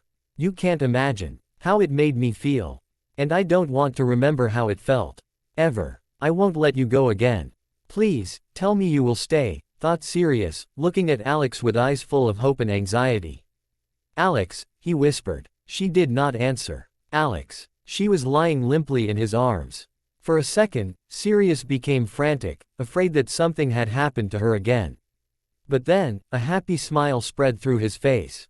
She was only sleeping. At the same time, Lily was watching her two friends with mixed emotions. She was very happy for them, but also felt a pang of loneliness. I wish James was here. I wish he would grin at me with his funny smile, but she did not let her mind wander on this path for very long. She dared not. Not yet. And anyway, Sirius suddenly got up, and carefully picked Alex up. I think we should bring her to the secret room. She will be safer there. Lily only nodded, still trying to keep her mind of a certain person, and they left. Her eyes are beautiful, thought Sirius. And she seems so innocent. Snort. Yay, right. As innocent as me. But it's what makes her the way she is, just perfect. Sirius was sitting on the floor, with his head propped up on the couch on which Alex was sleeping. I don't know how I ever lived without her. Soft laugh. I sound like a fool in love, like in one of those mushy ballads, but hey, it's true. But the joy in his heart was quickly replaced by worry and dread. What if she wants to go back home? She has friends and family over there. I'm sure she will miss them. And what will she tell them? Mom, I'm a witch, and I will leave you for a year to attend a wizarding school in England. Huh? I don't think so. Sigh. As for Lily, as soon as she made sure that Alex was all right, she left to go back to her room. Tired as she was, she thought she would fall asleep as soon as her head touched the pillow. But she soon found out she couldn't. She was thinking about James, and couldn't get him out of her mind. What do you want, James? She thought as if he was right in front of her. Why won't you leave my mind alone? Why do you have to be so cute? Why do you have to have such beautiful sparkling brown eyes? All right, she thought grudgingly, I love you. But you don't have to know. You will probably just laugh right in my face. She sighed again, then decided to take a walk downstairs. Fortunately, the stairs didn't creak. In the common room, the fireplace cast dim, flickering shadows on the walls, living shapes, dancing to an unheard tune. Lily sat down in a red armchair, curling her cold feet under herself, and stared at the flames. Trying to think of nothing. But a few minutes later, she stifled a scream as she felt hands touch her shoulders. Potter, she said angrily between her teeth, what are you doing here? You scared me, idiot. Sorry about the, Potter, James, but I can't let you know how I feel yet, she thought, not seeing the hurt look on James's face. Relax, Lily, he told her softly, and of all things, began massaging her shoulders. What the, thought Lily, surprised, tensing up. Maybe I should tell him, no. She thought resolutely. It would only break this moment. This feels so good. Where did he learn to do that? Lily finally relaxed under James's warm hands, closing her eyes, a smile on her face. Slowly, she was falling asleep under James's rhythmical strokings. Finally, he stopped, whispered, good night, and quietly left just before he reached the bottom of the stairs. Lily opened her eyes, sad that he had left, and whispered, thank you. James, wondering if he had heard. Reluctantly, she went back to her dorm. And fell asleep thinking about James, and wondering about the strange feeling in the pit of her stomach. James heard Lily coming downstairs. No, I felt her coming downstairs, he thought. Surprised at this new, strange feeling, making his way downstairs. This seems to be becoming a routine, he thought wryly. Lily was sitting in a big armchair, her hair reflecting the firelight, seeming to have a life of its own. His breath caught in his throat. Without thinking, he came up behind her and started massaging her shoulders. She seems to be enjoying it, he thought wryly. Does she love me? Nah, she wouldn't have said, Potter. Sigh. The worst thing that can happen is when love is one-sided, bumping against hate. Am I becoming philosophical? He smiled. Oh, Lily has fallen asleep, he thought. A weird feeling in his stomach. She is so beautiful when she is not screaming at me. For a moment, he considered giving her a kiss, but then thought better of it. I won't screw up this moment. I've already done it too many times. So he left, saying, good night, and thinking, I know I will have a good one, thinking of you. At the bottom of the stairs, he heard Lily murmuring a thank you. And saying, James, instead of her usual, Potter, and his heart skipped a beat. Answer back to her, he went up the stairs, beaming, a new hope blossoming in his heart. A hooded figure was sitting in a big, high-backed chair. The chair was exactly in the middle of a small dark room. The shades were closed and so were the windows, but despite the darkness, the room felt dark, musty, old, and evil. A small fire smoldered in the smoky chimney, but it gave off no heat, and the light it produced was swallowed by the darkness, which seemed to push the light out, strangling the life out of it. But it made no difference to the hooded figure, it didn't notice its surroundings. It was too preoccupied with the feelings that washed through him, like waves breaking on dark cliffs. "Argg," it said silently. "So dear Dumbledore is out in the world. Again, sneer, and he found himself a nice little witch to do the spell for him." It laughed madly. "Well, we will take care of that. Won't we, now?" Its voice was cooingly sweet, a rotting candy. It whipped out a long wand and began moving it through the air, cackling like a madman. James was lying on his bed, looking at the ceiling, but not noticing anything. And only wearing his boxers. This time, they were as green a lily, eyes. Lily. Should I tell her now? But what if she says no and slaps me? For a moment, his cheek stung. And he raised his hand as if to touch it, then let it fall on the soft mattress. Suddenly, making up his mind, he leapt out of bed and made his way downstairs, if a little uncertainly. Down in the common room, Lily was sitting in a crimson armchair, absorbed in the little black box in her hand. The warm fire cast an orange glow on her features, and her hair seemed to be flickering flames. Slowly, she opened the box. And gasped. Nestled in a deep green cushion was the little silver figurine of a coiled snake. Each little scale was visible, and its eyes shone green. "Wow, though Lily. This is beautiful. It seems alive." Looking at the present, Lily did not notice James standing behind her, jealousy making his face red and his eyes fairly glow. Who sent that to her? A friend, or someone who loves her. I can't tell her that I love her now. She will just say, "PFF, look what my boyfriend gave me." And the more James thought about that boyfriend, the more he hated him. Lily was still enraptured by the silver snake. Slowly, her hand came up to touch it, and James chose that moment to wake her from her daydream, touching her shoulder as her fingers lightly brushed the figurine. And they disappeared from the Gryffindor common room. They disappeared from the Gryffindor's common room, to find themselves standing in an empty plain, both blinking stupidly at each other. It was daylight, and a warm breeze was running through the ankle-deep grass. Back at Hogwarts, it had been the middle of winter, while here, it seemed to be late summer. "A portkey," said James lamely. "Dea." That was of course Lily. But as soon as she understood, her temper rose, and she began to yell at James. "What were you doing in the common room in the middle of the night? What were you doing, touching my shoulder? And what were you doing, spying on me, James Potter?" She was seething with rage, her face as red as her hair. "How dare you spy on me? I am not like one of your little followers, running after you wherever you go."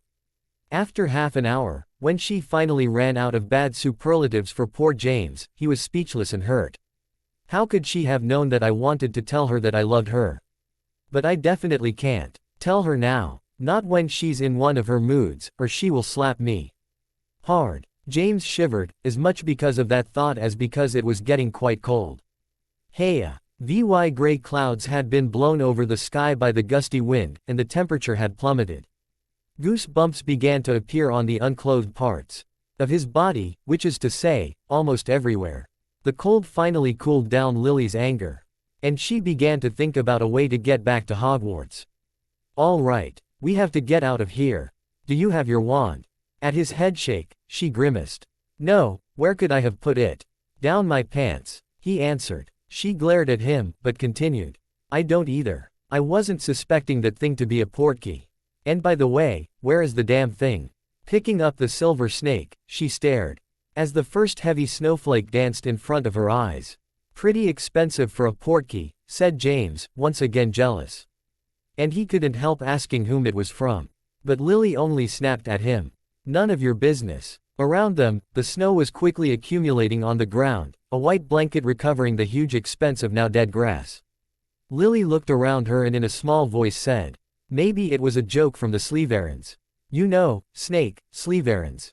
James too had been looking at the falling snow. But he knew something that Lily didn't. Something that made his eyes really big and dark. The dream. This is exactly like in my dream. And if I don't do anything, Lily will. He couldn't finish his thoughts, and as if from very far away, he could hear Lily's voice calling his name. Very slowly, he turned his head, looking into her green eyes. He seemed to be moving through a thick fog. Lily, exasperated, and becoming worried for James, shook him by the shoulders. And as her fingers touched his bare skin, both of them gasped. "James, you're freezing. No kid. Ding." His teeth were shattering, and he could still feel Lily's hands on his shoulders. They had been as hot as branding irons. Well, maybe the dream had been wrong.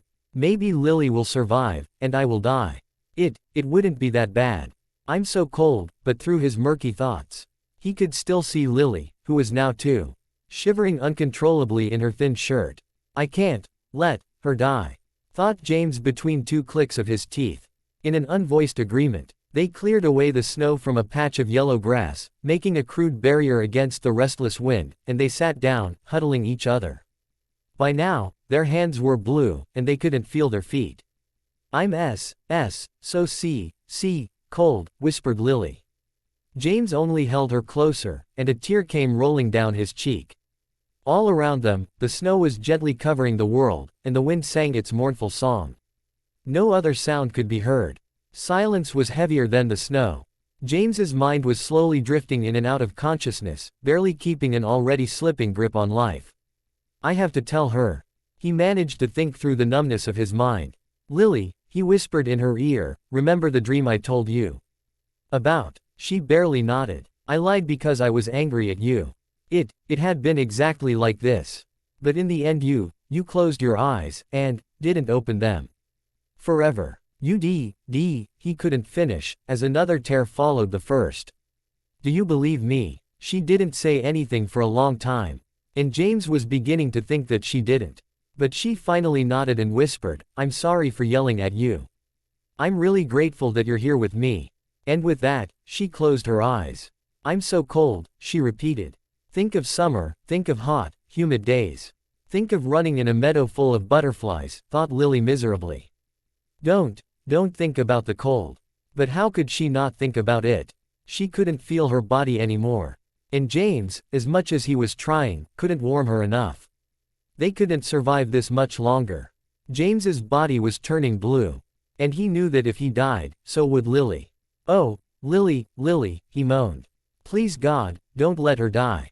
Take me instead. Please, Lily, I love you. But then, a faint idea passed through his head. He was desperate. But it might just work. He concentrated as hard as he could on his internal heat and on Lily. Please, let this work. If only she could have my heat added to hers, she will survive. I won't need it anyway. If she doesn't. He choked on his tears as he thought about a future without Lily. No, this has to work. And with a last thought, a glowing blue light enveloped him and Lily. He felt warmth pdy cool body into Lily, tingling his fingers as it finally disappeared into hers. And with a smile, he opened his eyes to look into her huge, surprised ones. Knowing it as probably the last time he ever saw her, he told her what he didn't have the courage to tell her for so long. I love you, he whispered, as consciousness left his cold body. James, it's getting warmer, said Lily, as she felt heat pour into her chilled bones.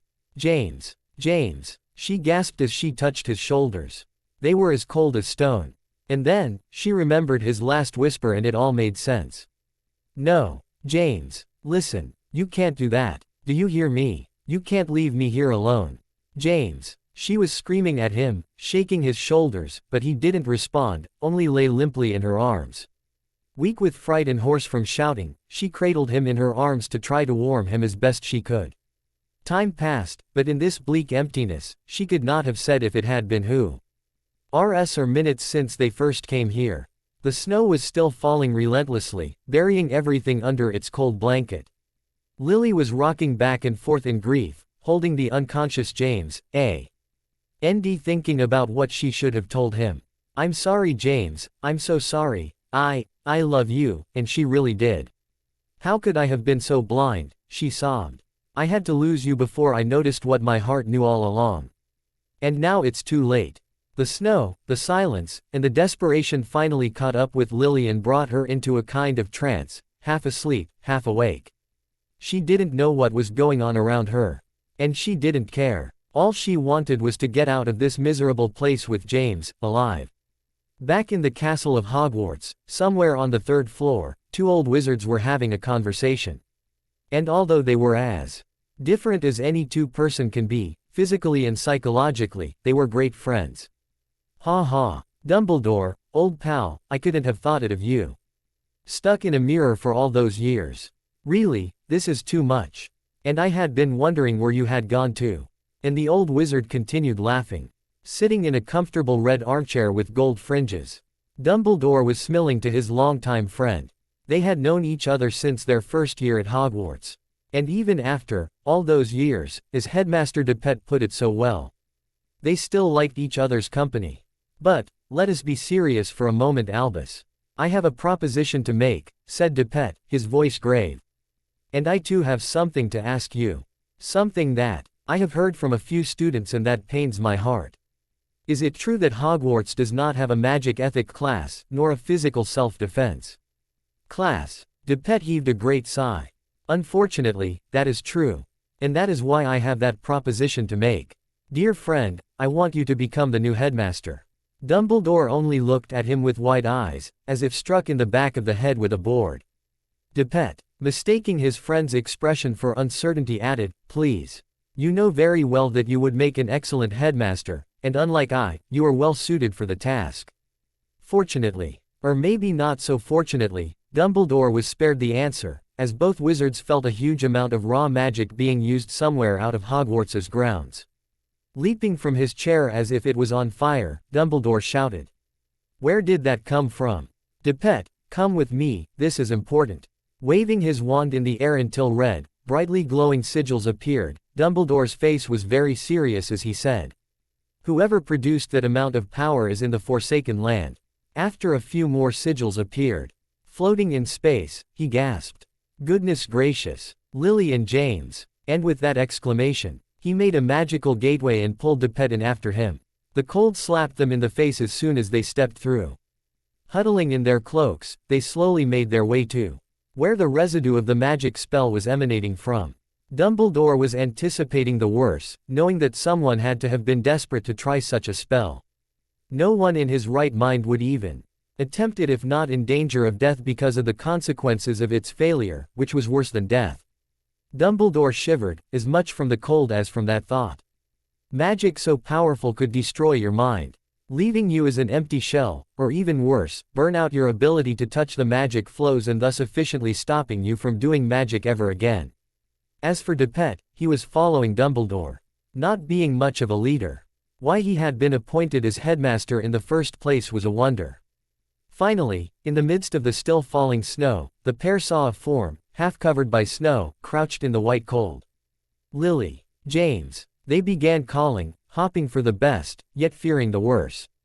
As they came closer, that form dissolved into a shivering red-headed girl, cradling an unconscious boy with windblown jet black hair. Lily was softly singing a sad tune, too tired to cry, wondering if all this whiteness was what heaven was like.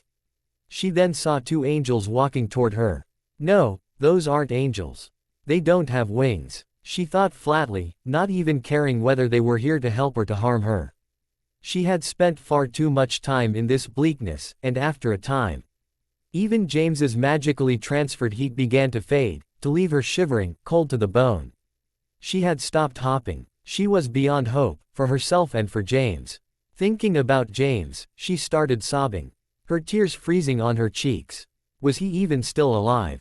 No. James. Don't go away, she yelled in her thoughts, then whispered his name like a litany, James, James. James, James. The two people drew closer. And somewhere in the back of her mind, she recognized Dumbledore's white hair and beard, and Headmaster Depet.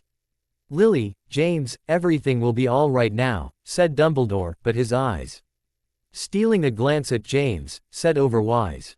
Lily let herself be magicked back into Hogwarts, but never let go of James's hand. Finally, she sank into a deep, dreamless sleep, under the influence of Mrs. Pomfrey's medication. Lily opened her eyes onto a white ceiling. She didn't remember anything. She was lying on a soft bed with white blankets.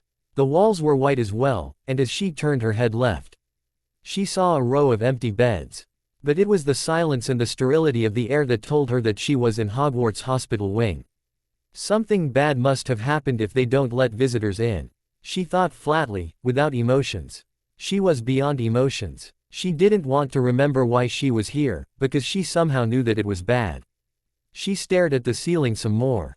Then turned her head to her right, and painful memories flooded her mind like a raging river. James was lying in the bed to her right, covered by a white blanket right up to his chin. He seemed to be only sleeping, but Lily knew Overwise.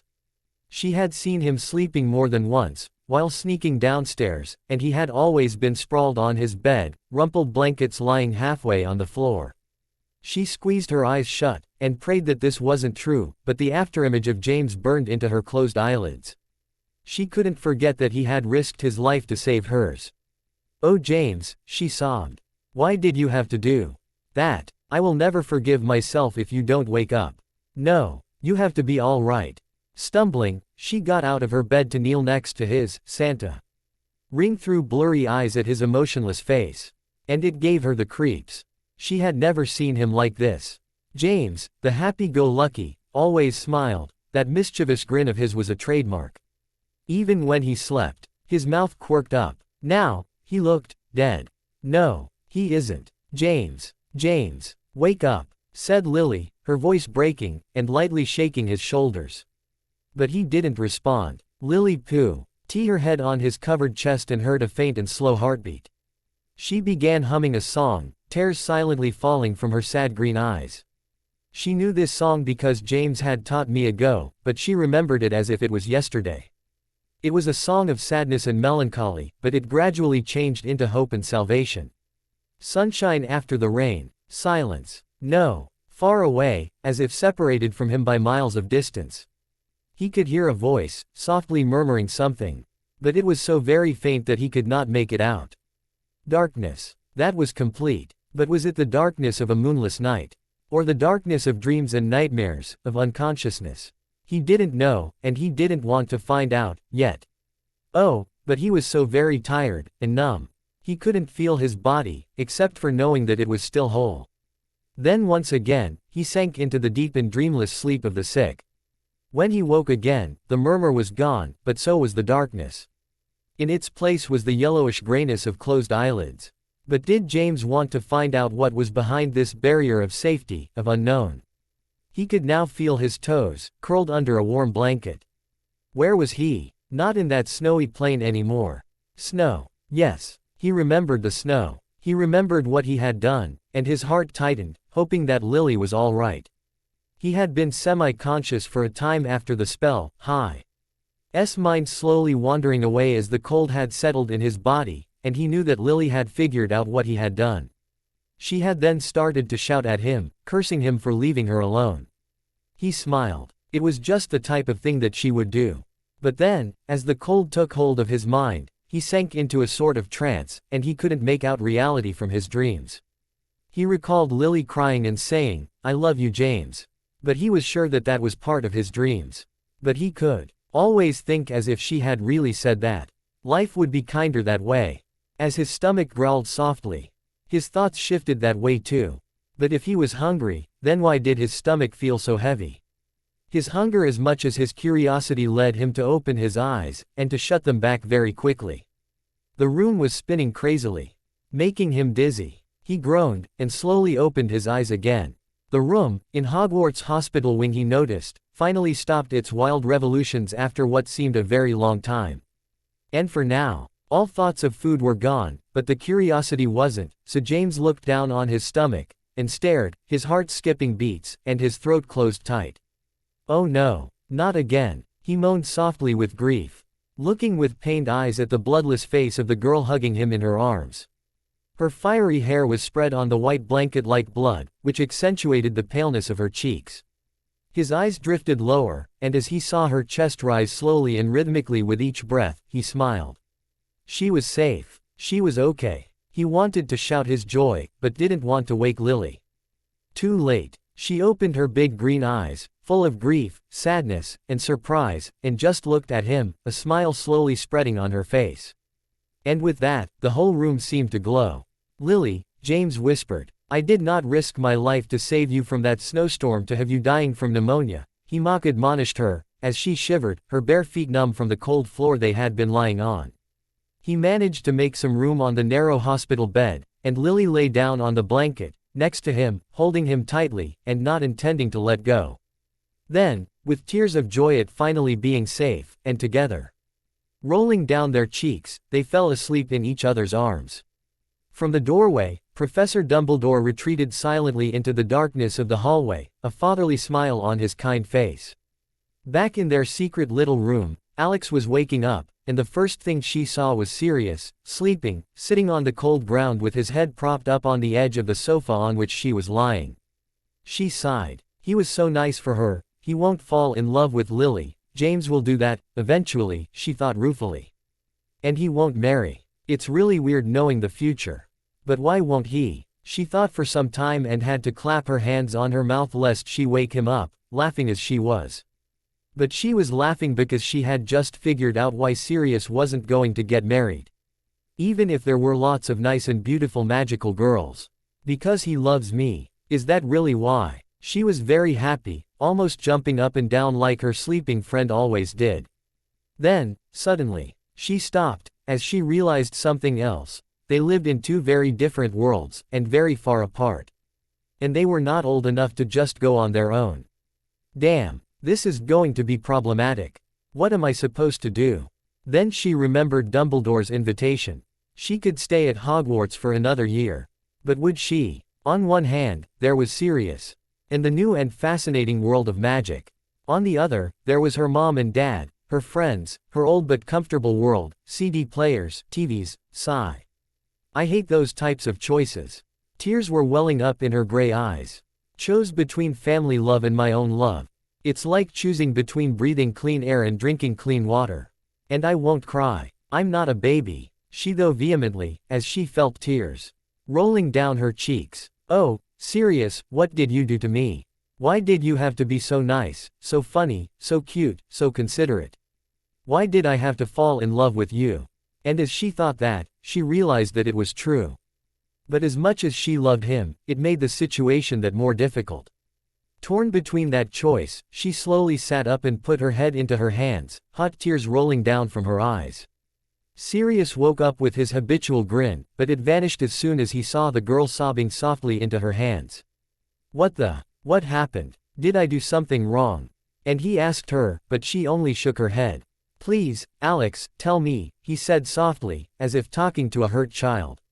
Taking her in his arms, he held her tenderly until her sobs subsided.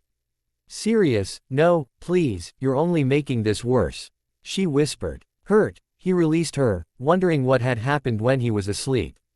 But he soon found out. Taking a death breath, she told him what she had been thinking about. Slightly blushing at the part about how she felt toward him. But if he was to know, he should know all of it. When she finished, she was startled that Sirius only chuckled, and then, she became angry. How can you dismiss this so offhandedly? Sirius stopped laughing at once and put his hands up in mock protection. Wow, Al, I was only happy because I had thought that something real. Why bad had happened, like me hurting you or something. And this is not bad. She hissed. Sirius stayed quiet for a moment, then softly said, It is, but we will find something. I just didn't want to think about it too much. I want to have a great time until we either find a solution, or have to go away. After a time, Alex nodded, a strand of red hair falling into her eyes, and smiled as Sirius tucked it away behind her ear. All right, we should go check up on James and Lily. I haven't seen them since that night we set Dumbledore free, and I heard that they got into an awful lot of trouble. Can you walk there? Or do you want me to carry you? Sirius, it has been 4 days. And please stop patronizing me. Although it would be nice if you would carry me, she said with a mischievous smile. But if you hold my hand, it will be all right too. No one saw them as they made their way into the hospital wing, Alex stumbling a few times, and Sirius finally deciding to carry her the last few hallways. But when they got there, their eyes grew wide open, their jaws slack. In the corner further away from the door, lying on the same narrow bed, were two teenagers, sleeping in each other's arms. One was a girl with fiery red hair, and the other was a boy, his messy hair a blob of black on the stark white pillow. Alex and Sirius looked at each other, and smiled, a mischievous glint in their eyes. Should we wake up the two lovebirds? No, I think they look very cute that way. I wish I had a camera with me. Do you really seem to notice that they were made for each other? She finally asked. Yep, it took us far less time, said Sirius, a hint of a laugh in his voice, and as soon as he finished saying that, he drew Alex into his arms and gave her a long kiss. This is it. Yes, said Alex. Today was the last day of the month, and she had to choose whether to stay or go home. Today at midnight, Lily, Alex, and the Marauders, in the company of Dumbledore, were taking in Dumbledore's old room. Remus was sitting right in the middle of the sofa, a wild grin splitting his face, as two of the cutest girls sat next to him. Of course, on the girls' other side were their boyfriends, and his friends. Dumbledore was standing up, majestic as always in his maroon robe with golden embroidery at the hem and cuffs. You have to make the choice. You can either stay here, and complete your last year, learning how to control your magic, or you can come back home, said Dumbledore calmly. What do you all suggest? Asked Alex, looking at each of her friends in turn. Lily, Remus and James turned toward Sirius, who heaved a sigh, and said, You know what we want. You are our friend, and we would like you to stay. Especially me, he added, his cheeks coloring slightly. But as Professor Dumbledore said, it is your decision. And we wouldn't want you to stay if you didn't want to. You have to think of the consequences of your actions and act accordingly, he finished. Wow, that was really profound, said James, trying to lighten the mood by making a joke out of it, but not really succeeding. Sirius only said, That's what my grandmother always said, sullenly, while Alex mumbled sarcastically, Very helpful. She looked at Dumbledore for some help, but he only said, It is possible for you to go back home, but I doubt that the Ministry of Magic will let you perform magic in the Muggle world. Of course, no one in the Ministry knows about you being able to do magic without a wand. They can only track students disobeying the rule of performing magic during the summer. Because they can feel whether wands are active or not. So you could probably do small spells if you are careful not to be too obvious about it, but you do not know any spells as of yet, and would to learn them by yourself by trial and error, which could be dangerous, and would surely bring the Ministry at your doorstep. That would be the end of your magical career. Or, he said after a silence to let the words sink in, you can stay here, as a new student, and study as much as you can. He then smiled a sad smile, knowing how difficult Alex's decision was, but also knowing that she was the one who had to make it. What if I go home now? Said Alex, surprised at how calm she sounded. Could I come back in 10 days? Her voice broke at the last word, betraying her emotions. Dumbledore's smile widened as he said, Yes. I do not see why you couldn't. But first, we need to do something. He pulled out his wand and touched Alex's head with its tip. And as soon as he did so, Alex became herself.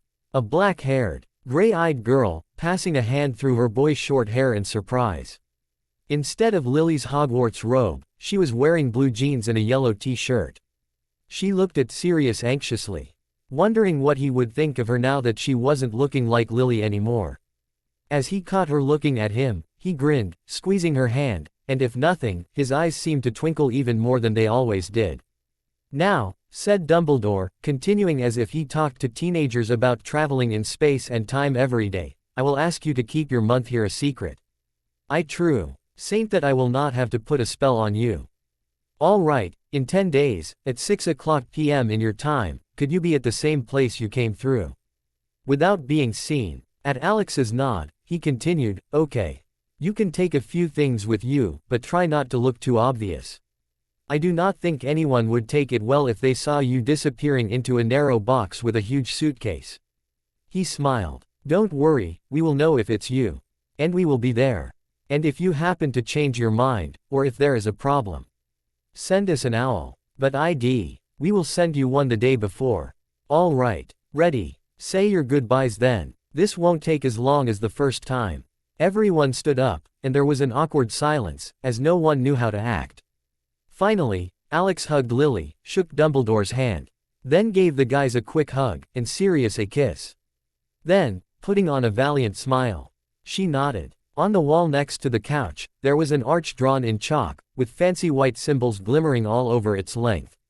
Where the stone wall should have been, in the boundaries of the arch, there was nothing. A black, swirling cloud. Dumbledore began chanting an incantation in a deep voice. And Alex could feel the magic gathering in the small room. Finally, the blackness in the arch began swirling around, becoming clearer, until she could see a sunny hallway on the other side. She glanced at Dumbledore, and as he nodded, she smiled feebly, and heaving a sigh, she crossed between thousands of miles. In the blink of an eye, she was through, only a reminiscent tingling in her arms and legs. Again standing in the narrow hallway, with its row of blue, metal lockers and old gray carpets, she felt at home. Dust was gently falling in a ray of sunshine, and the silence had a presence of its own. Her green backpack still laid half open on the ground, the psychology book peeking from under the hem of her gray winter coat. She shivered slightly, remembering the snow and the bitter cold that would welcome her as soon as she braved the weather. 10 days. She had only 10 days to get ready, and then, she would go back to Hogwarts and begin her magical learning. But now, she had more important things to think about. As she turned to face her locker, she noticed that the arch was gone. Only the backside of the metal box could be seen, slightly rusty on one of the corners. As she began packing her school bag, her eyes fell on a folded yellowish piece of paper, and as she recognized parchment, she knelt down and opened it with curious fingers. Hastily scribbled in green ink was the following message. Please, don't change your mind. I will be waiting. Love, Sirius. P.S. We will be too. Hugs, Lily, James, and Remus. As she finished reading it, a smile appeared on her face. I won't, she whispered to the paper. As she carefully refolded it and out it in her bag. Shrugging her coat onto her slight shoulders, she picked up her book bag and closed her locker, the click of T. He lock resounding loudly in the empty hallway. Sigh. Then, fingering her pendant, she walked away into the gently falling snow of a February evening. Mom, I'm home, said Alex as she opened the door, glad for the welcoming warmth. A month was a long time to be away. Especially being away from Mom's cooking, thought Alex, as her nose caught a very tantalizing scent coming from the kitchen. Hello honey, how was your day? Did your tests go well? Asked Mrs. Westwood as she came to meet her daughter. She was a tall, middle-aged lady with short black hair, and sparkling gray eyes not unlike her daughter. She was always smiling. In short, she was an awfully nice person to be with. Tests. Oh, the midterms. I completely forgot about those. How did I do in those? It went okay, math was easy, bio was harder. But my hand hurts from all that writing, and I'm tired. Sorry Mom. I really don't like lying to you, but I don't think you would understand if I told you I went to England for a month, thought Alex. Hanging her coat and taking off her shoes. Wow, it's finally Friday. No homework, no studying, she said aloud, with a satisfied sigh, as her mom went back to stirring a pot on the stove. Shouldering her backpack again, she walked up the wooden stairs, hearing their satisfying creak as she put her weight on the 5th step, and entered her smallish room, lighting her computer on his S. He changed into some more comfortable clothes, sweatpants and a large t-shirt. Home sweet home egg at the cliché, as she sat behind her large desk and clicked on the Microsoft Word icon. This is really wired. I was here yesterday. But I wasn't. She smiled, as she opened a new document. Click, click, went the keys under her fast fingers, as words began to appear on the screen. Well, no one will believe me. And I can't talk about it anyway. And I understand. But no one said I couldn't write about it. She thought, typing the first lines of A Visit to Hogwarts. Thanks for watching.